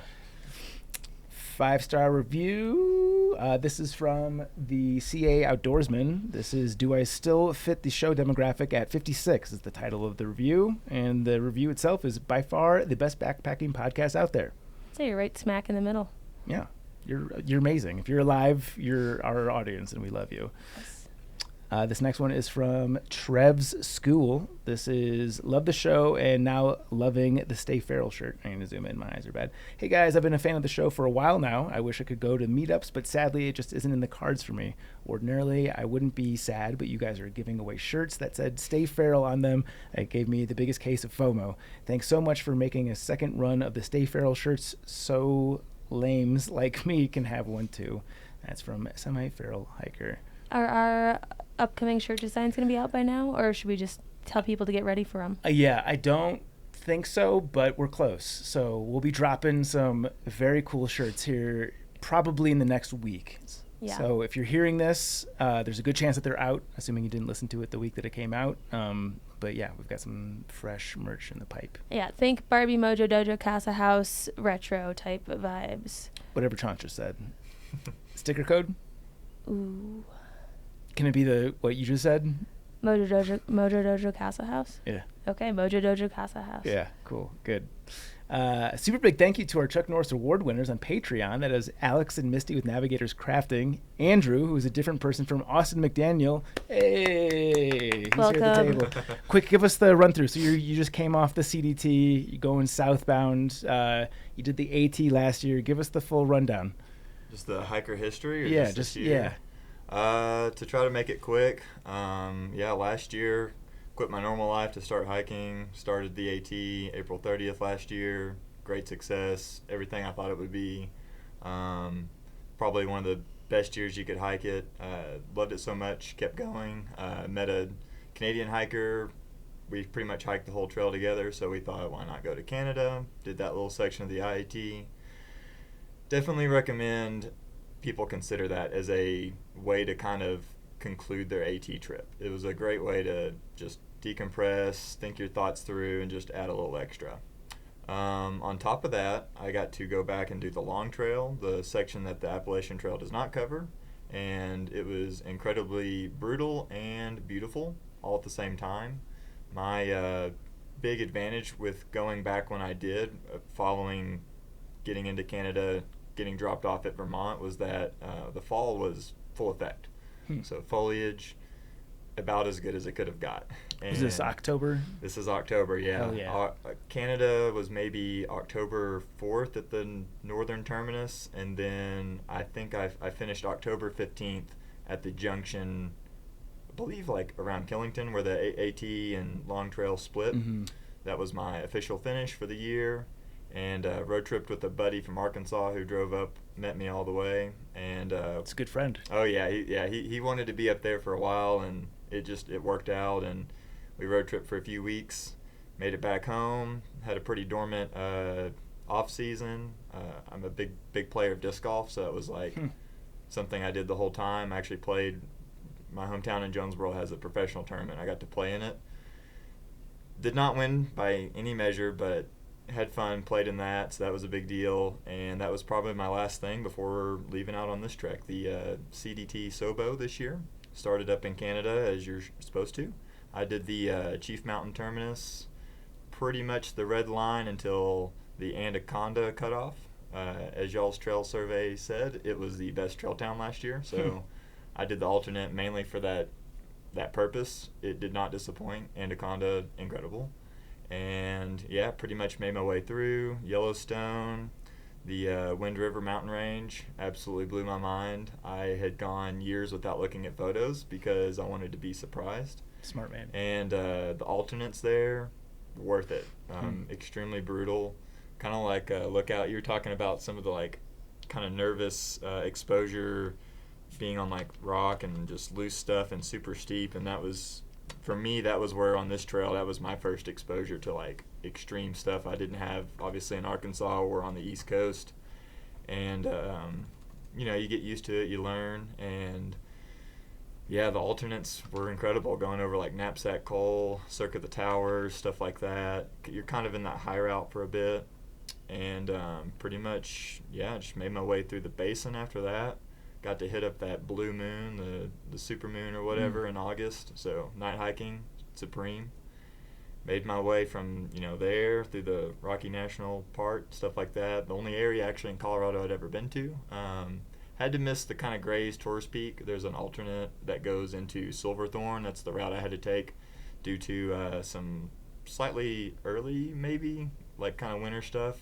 And I didn't quite have my extra warm layers yet. I was actually going to pick them up, and I have them now. So hopefully I can get through the San Juans this year.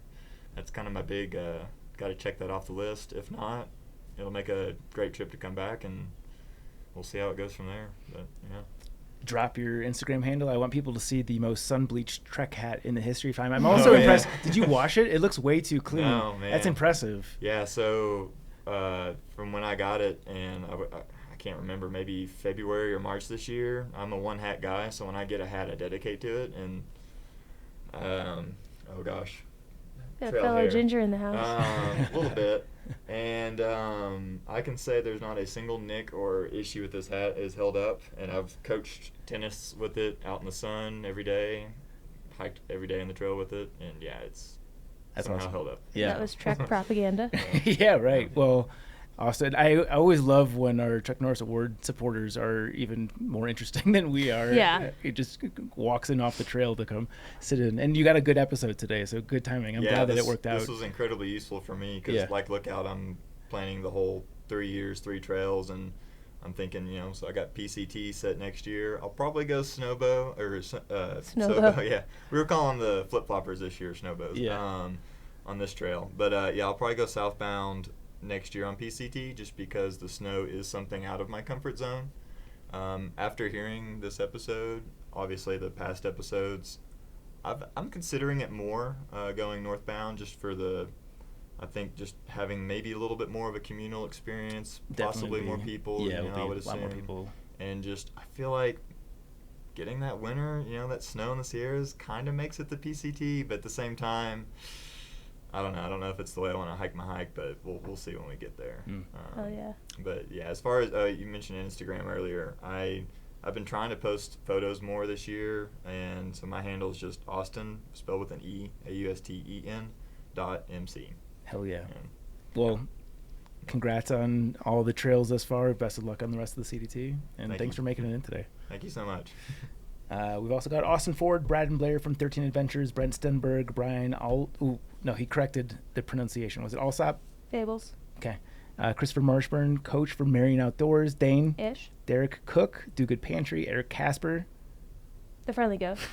Eric Hoffman, Greg McDaniel, May he bring honor to his name. Liz Seeger, Matt Sukup, Mike Poisel, Patrick Ciancialo, Sawyer Products, Spam, Timothy Hahn, Solo. and Tracy Trigger. You can follow us at Backpacker Radio on Instagram and TikTok, at Backpacker Pod on X, Facebook.com/Backpacker Radio. You can follow Chance. You can find me on Instagram at Juliana_Chauncey, and you can get my book Hiking from Home, a long distance hiking guide for family and friends on Amazon. Appalachian Trails and Pacific Crest Trails are my books. Subscribe and follow us on Apple Podcasts, Spotify, or wherever you consume podcasts. We're on YouTube. What's up, YouTube? Hi, Internet. We're doing videos. We've got lots of cool stuff coming through, so subscribe, check us out. And that's it for today's show. Thank you so much for listening, and happy hiking. Bye.